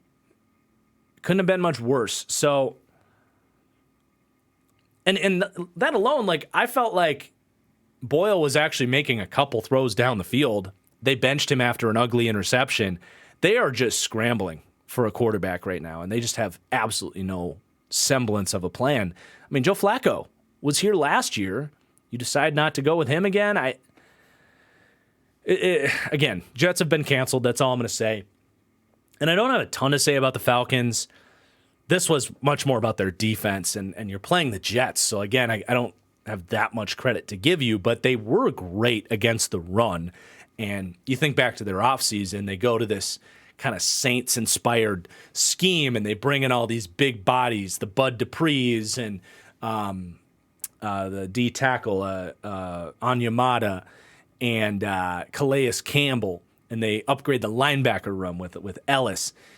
And, they shit on the Jets' run game. They just shoved it into a box and didn't have to worry about it. 2.3 yards per carry by the Jets' run game here. 22 carries for 51 yards. Jesse Bates has another interception on an overthrow by Tim Boyle. And this really was about the defense. Obviously, we want to spend time talking about Arthur Smith and the offense and the kind of almost internal rivalry that Arthur Smith has with his playmakers. I thought in terms of a game plan going against the Jets defense, Arthur Smith had the right ideas. It was a lot of Bijan in this game. Obviously, the blocking wasn't really there for him. But Kyle Pitts had 8 targets in this game. They get a good touchdown design to Mecole Pruitt down in the red zone. And they didn't really try to force the ball to the receivers, which I think when you look at how you should attack the Jets defense, it's not Sauce Gardner and DJ Reed, right? It's let's try to find holes in the intermediate with these tight ends. And, Pitts, for what it's worth, actually didn't have a dominant day. He made a couple nice catches. But I thought their offense actually could have been better if Pitts made some tougher catches that he's capable of. But they obviously were up against it, against a really good Jets defense. I do think Desmond Ridder did everything he needed to win this game. I don't think he was special, but he made a couple nice throws. The touchdown to Pruitt was nice. He had another actually really impressive throw off a bootleg where the pressure got in immediately. They run the bootleg. The Jets were all over it, hand in his face, and very quickly, kind of with anticipation, floats a deep out there to Kyle Pitts, and it was a really nice throw. So he did enough. Most importantly for Desmond Ridder is he protected the football, which has been an issue. This easily could have been another day where the Jets force the worst day of the opponent's quarterback's season out of them, right? They did that to Hurts, to Patrick Mahomes, to Josh Allen. They easily could have done that to Desmond Ridder, and he was fine. He was adequate, played point guard, got the job done. But again, for me, this was about the Jets' offense being so bad and the Falcons playing physical to win this game. And they sneak out of this one 13-8 in a very ugly, low-scoring, bad-weather football game. Next up, we have Tampa Bay at Carolina. The Bucs win this one 21-18. Very close game, crummy weather game, a lot of heavy rain in the middle of this game. And look, man, Bryce Young was not bad in this football game. Was he elite? Was he dominant? Did he look like, the savior of this organization or whatever? No, but I continue to sit here and say, stop calling Bryce Young a bust.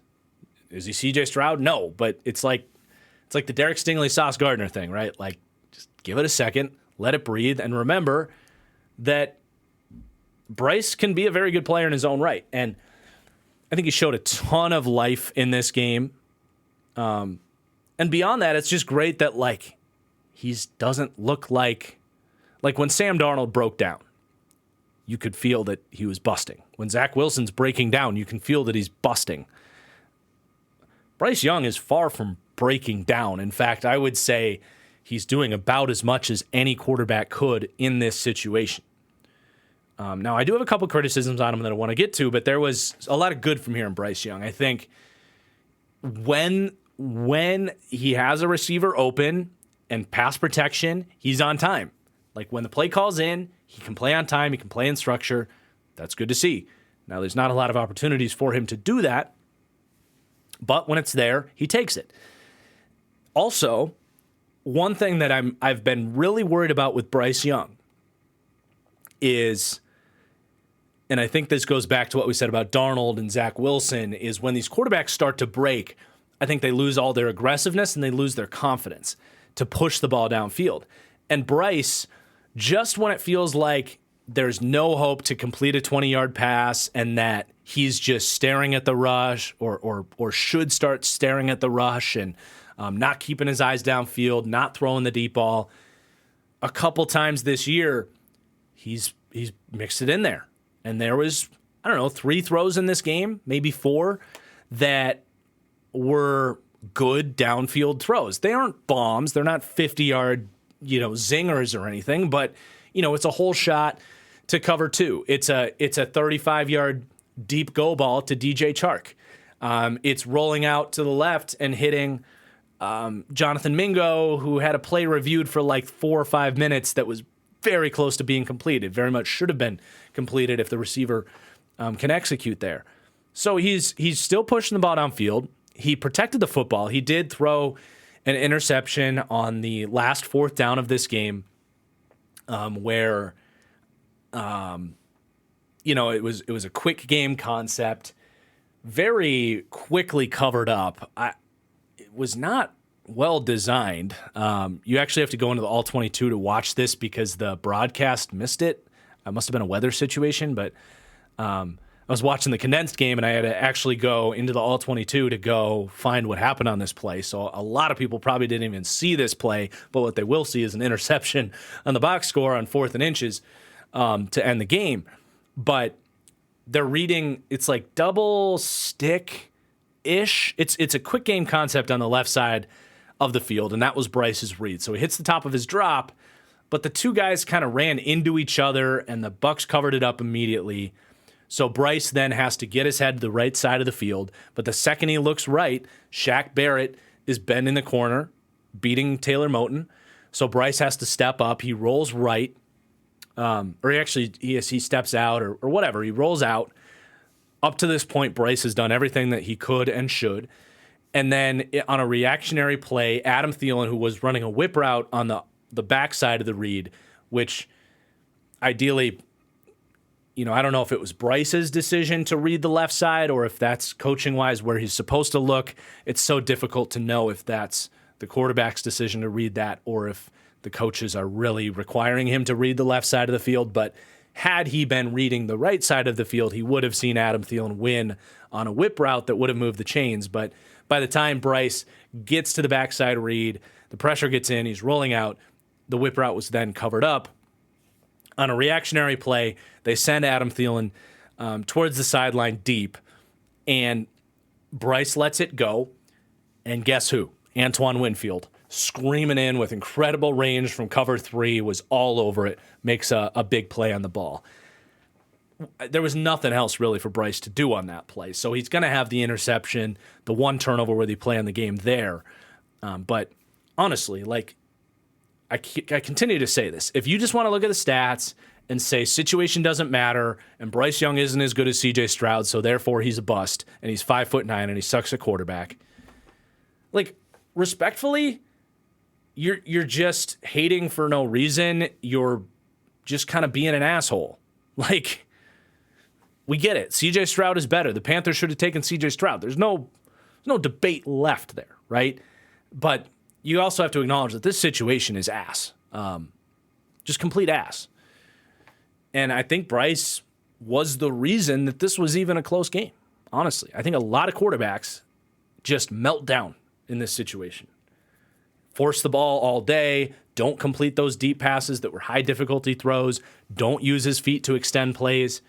He's doing what he can out there, man. And if he can play like this through these tough situations for the last 5 weeks of the season here, I'll feel a lot better about him if they can just put a competent situation around him, because it can't be any worse than this. It just can't. Now, I said I was going to have some negative thoughts on Bryce because he's not perfect. I do think his ability paired with the Panthers' ability to handle the blitz is a nightmare right now. And that was a criticism of Bryce Young coming out. It was my biggest knock on him on my college eval was when teams blitzed him, he struggled. He struggled to replace the blitz, to throw into it. He struggled to recognize it. He felt like he could always beat it with his legs. That's not the case. And that is showing up. That is absolutely showing up. To be fair to the Bryce Young haters, we need more growth from him against the blitz, but also the offensive line can't pass off a stunt. And a lot of these times they're running vertical routes against the blitz. Wake up, guys. You've been getting blitzed all year because you haven't been able to handle it. You got to have hot adjusts. You got to have a chemistry. You have a smart receiver in Adam Thielen. Why is this not built in where Thielen can look at the rush, and if the middle of the field opens up, let's get a hot read and let's just convert the chains. They need to have some coaching there too, but Bryce himself isn't. We talk about Dak being the field general and recognizing the blitz and shifting. He's not doing any of that, right? He's not managing the rush or the blitz at all. He's managing the rush, but not the blitz, if that makes sense.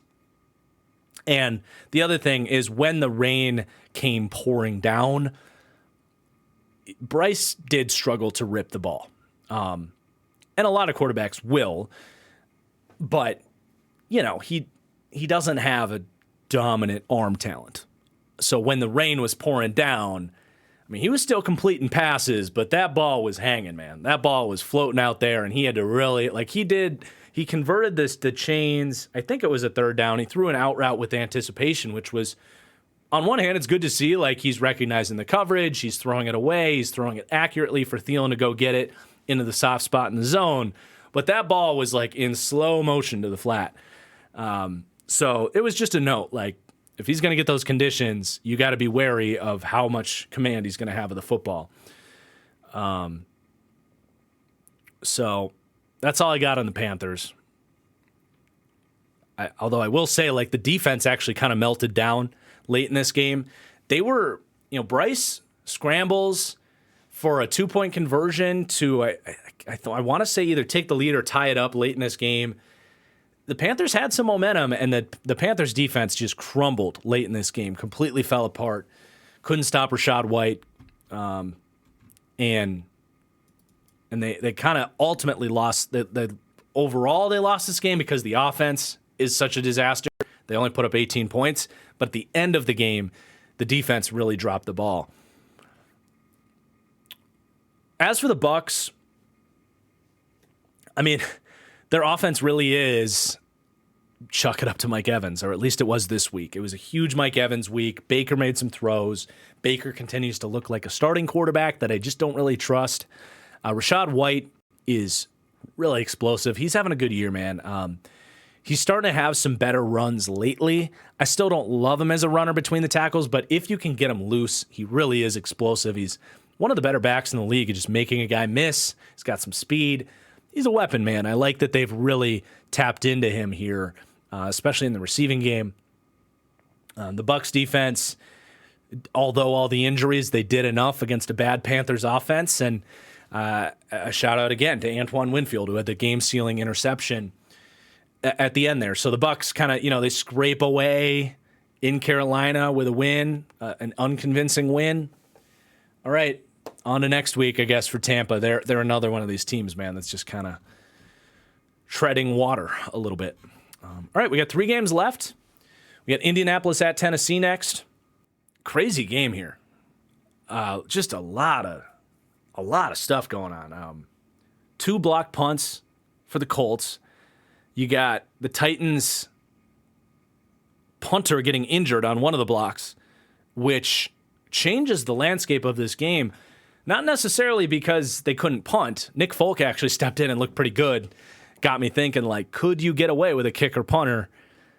Someone doing both, being the kicker and the punter. But someone had a really good thought on Twitter that was like, yeah, but if you get this injury, then you do lose 2 positions. You can't punt or kick field goals. So that's a good point.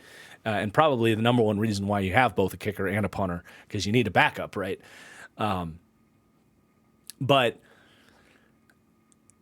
they put in Ryan Tannehill to hold a go-ahead PAT late in this game, and they botched the kick. They missed the PAT to make it a tie game instead of the Titans taking the lead. That gets them to overtime, in which the Titans open up with a field goal, and then the Colts go and win on a touchdown drive. You also had a play in this game where Will Levis gets hit while he's thrown. It turns into like a half fumble, half interception to the defender. And then Levis immediately, because I think he thought it might have been a fumble, immediately just starts booking it at the guy. And the defender tries to get up and starts running. He sees Levis coming and coughs up the ball. Levis recovers the ball, and it's a first down for the Titans. Crazy play there. So just a lot of randomness going on in this game. But these two teams, it does feel like the football gods have determined these two teams are going to be neck and neck when they go to head-to-head. Because this, I think, was the 3rd time in as many years that these teams have gone to overtime. And it's just a very underrated matchup where these guys just seem to play each other tough no matter what the circumstances are. As far as the Colts are concerned, I'm not taking them seriously in terms of, like, are they going to even win a playoff game? But I am taking their future very seriously. Alec Pierce keeps getting better. He feels like he's going to be a practical perimeter starter for them. Their offense just makes so much sense, and it's setting up so well for Anthony Richardson to come back. I mean, even Kylan Granson in this game was making plays. They've got their receiver. They got to get Pittman locked up. I think he's in a contract year. He's got to come back. They got to pay him, and I would pay him whatever he's asking for. Because you get him, Pierce, Josh Downs. They got a bunch of tight ends I like. Jonathan Taylor's set to come back. Offensive line's doing good. And Shane Steichen, I've been raving about his play calling all year long. You put Anthony Richardson into this situation, and we could see fireworks next season. Like, this could be seriously, like this has potential to be the Patrick Mahomes year 2 type of situation, like seriously. So I'm really excited for next year for the Colts. But in the meantime, I don't have any Colts fans like coming at me, calling me a hater, saying you got to take this team more seriously. I think everybody understands where this team is. They're still missing pieces defensively as well. But in the meantime, this game hit me that I'm doing a really bad job celebrating the Gardner Minshew season. I've loved Gardner Minshew. Those that have been around the channel know, like, I've defended this guy. I've said he should be starting. Yet here we are. He's starting. He's having a really fun season, playing pretty well. And I'm not even really talking about it. And I'm like, come on. I got to do better. We got to celebrate Gardner Minshew. Like, yeah, dude, go win the Super Bowl, Gardner Minshew. Go prove us all wrong. No, I'm not saying that. But just for them to make the playoffs with Minshew is a ton of fun. I hope he does get a chance with like an Atlanta or, wherever it may be to start somewhere. I don't think he's got a high ceiling or anything like that. And I get why teams stay away from players like this because you'd rather, see what you have in a more talented player. But he has some stuff to really like. I think he's good in structure and on time. He's making some very nice throws, especially in that like 20-yard area. Now, sometimes his arm talent gets away from him and he'll miss balls and he'll throw picks because he's off the mark. And that's a part of it. But the other thing is he's really managing the rush well. Like he is manipulating the pocket. He's showing multiple times in multiple games this year where like he's doing the whole Joe Burrow, Aaron Rodgers thing where he's moving around, resetting pockets, manipulating blocking angles, and buying these long time to throw opportunities where he can open up some throwing windows down the field. He's doing a lot of high-end quarterbacking stuff. It's just he's a limited physical athlete. But I just want to celebrate him, man. He's playing well. He did have a fumble in one of those spots this year where he's trying to do a little bit too much. So he does turn the ball over. Like, again, he's not a perfect quarterback, and that's a part of why you're not taking the Colts all that seriously. But shout out Gardner, man. Shout out Gardner. As for Tennessee, to me, it's just this is all about just watching Will Levis and starting to get a better feel for what he could be. I think he's doing well. It's very similar to Bryce, where like the pass pro is not great, although in this game they actually gave him some opportunities to throw. The receivers aren't great either. It was a lot of DeAndre Hopkins in this game, and fortunately Hopkins is under contract next year too, so they have a longer time to get the right playmakers around him. But I look at this and I'm like, where the hell is Chigo Okonkwo this year? What happened to him? Can he get healthy? Can he get more involved? And then I noticed Treylon Burks. Not when I was watching the game, I didn't notice Treylon Burks, but I did notice, looking back at the PFF scores, he had 10 snaps in this game, so he's missed most of the season. For me, it's like Levis made 4 or 5 splendid throws in this game. Just the way that the ball rips out of his hand, it's a thing of beauty. And the velocity, the accuracy, honestly, has been quite good this year. That was one of his criticisms. So it's good to see that he's been putting the ball on the money. There's been some mistakes in there, as you'd expect. He's a mistake-prone quarterback when he's under pressure. And that's, I think, always probably going to be a bit of an issue for him. But I think he's shown plenty of flashes to say he's their future quarterback. Like, he's going to be here, I think, for a while. Like, I think he'll play well enough next year if they can put the right pieces around him. And then, has a chance to really become like a franchise quarterback here. The flashes have been really special from him. And I go back to what I said about Chigo Okonkwo and Treylon Burks. Where I was going with that was this season isn't about winning games. In fact, him looking pretty good in a loss is like a best-case scenario for the Titans. But can we build something into next year with Burks and Okonkwo where they can be the ascending young pieces? And Tyjae Spears, by the way, holy hell, he's good. I really hope he can stay healthy, man, because he is insanely explosive. But those 3 pieces, plus DeAndre Hopkins coming back another year, can you can you really build up the offensive line, head into next year feeling good about those weapons, and make this thing interesting next year? Because I do think Levis, especially if he can get pass protection, can be a real monster. But he is a quarterback that doesn't have the best ability to sense pressure, and for that reason, he is very erratic. Erratic, not erotic. He is erratic against the pressure. And we saw that in this game. There was mistakes and there was wonderful throws too. So, that's really where we're at with the Titans. They've kind of entered the sort of not much to talk about zone. We'll probably continue to talk about Levis every week because that's really the only interesting thing left about this team. They did also cut my guy Monty Rice. I hope someone picks him up. I feel like Monty Rice deserves an opportunity. I feel like he's played well when he's played. For some reason, Mike Vrabel he wasn't Mike Vrabel's favorite, but I look at some teams like Philadelphia, Buffalo, anybody that has an opportunity for a young linebacker, I would pick him up, and it is kind of reminiscent of what Blake Cashman is doing for Houston. By the way, it's been a very good year for Minnesota Golden Gopher linebackers because Blake Cashman for Houston, been a baller, and Jack Gibbons, who took Monty Rice's job here in Tennessee, had a great game against the run. Minnesota Golden Gopher linebackers. Shout them out. Linebacker you. Probably not. But, Monty Rice, I want to see him get a chance somewhere. Arizona. Go to Arizona. I could see it, man.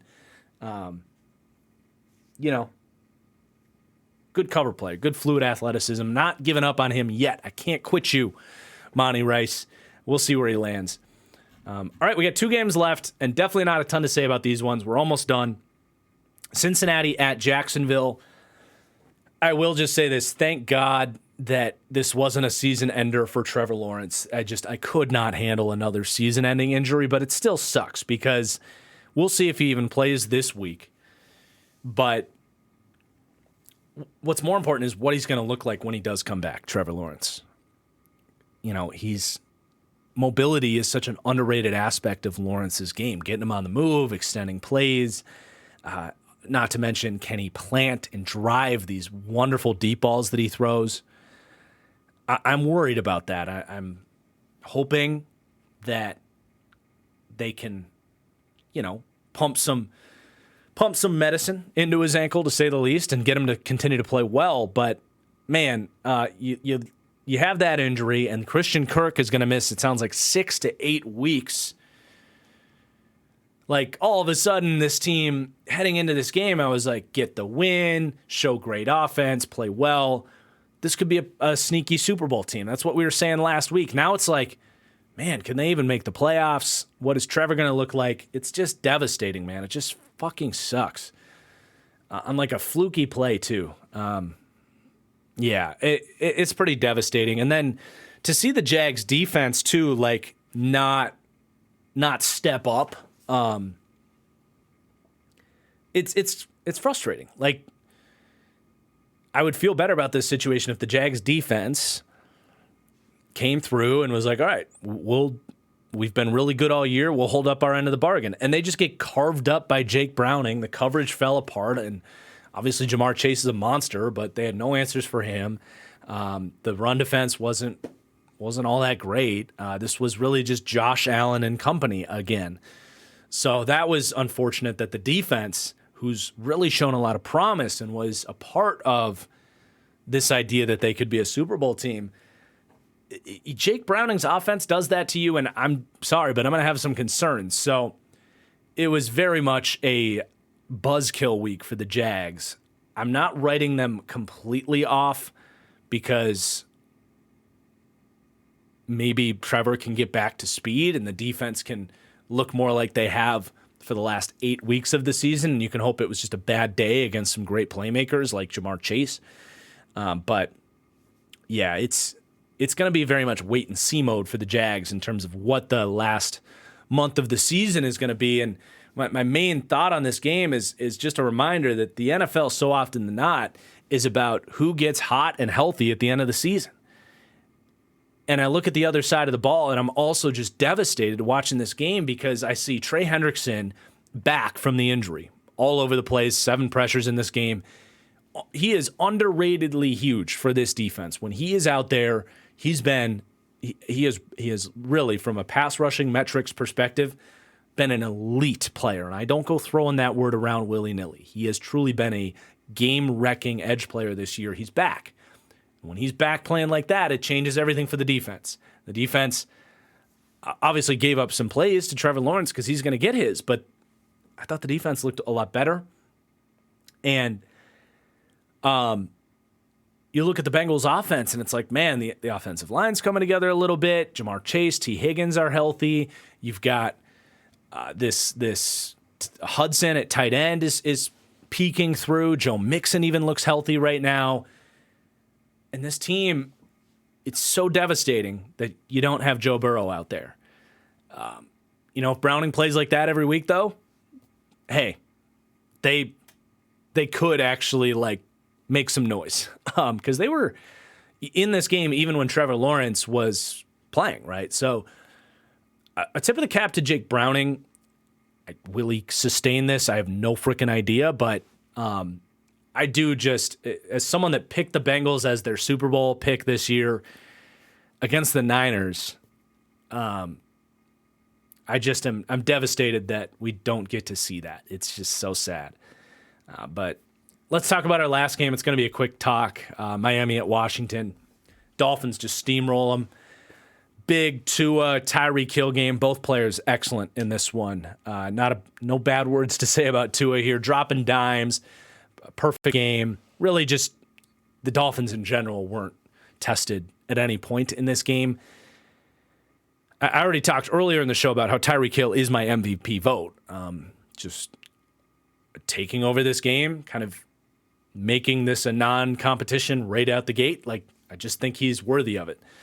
Very well might break the record for receiving yards this year on a historically great offense.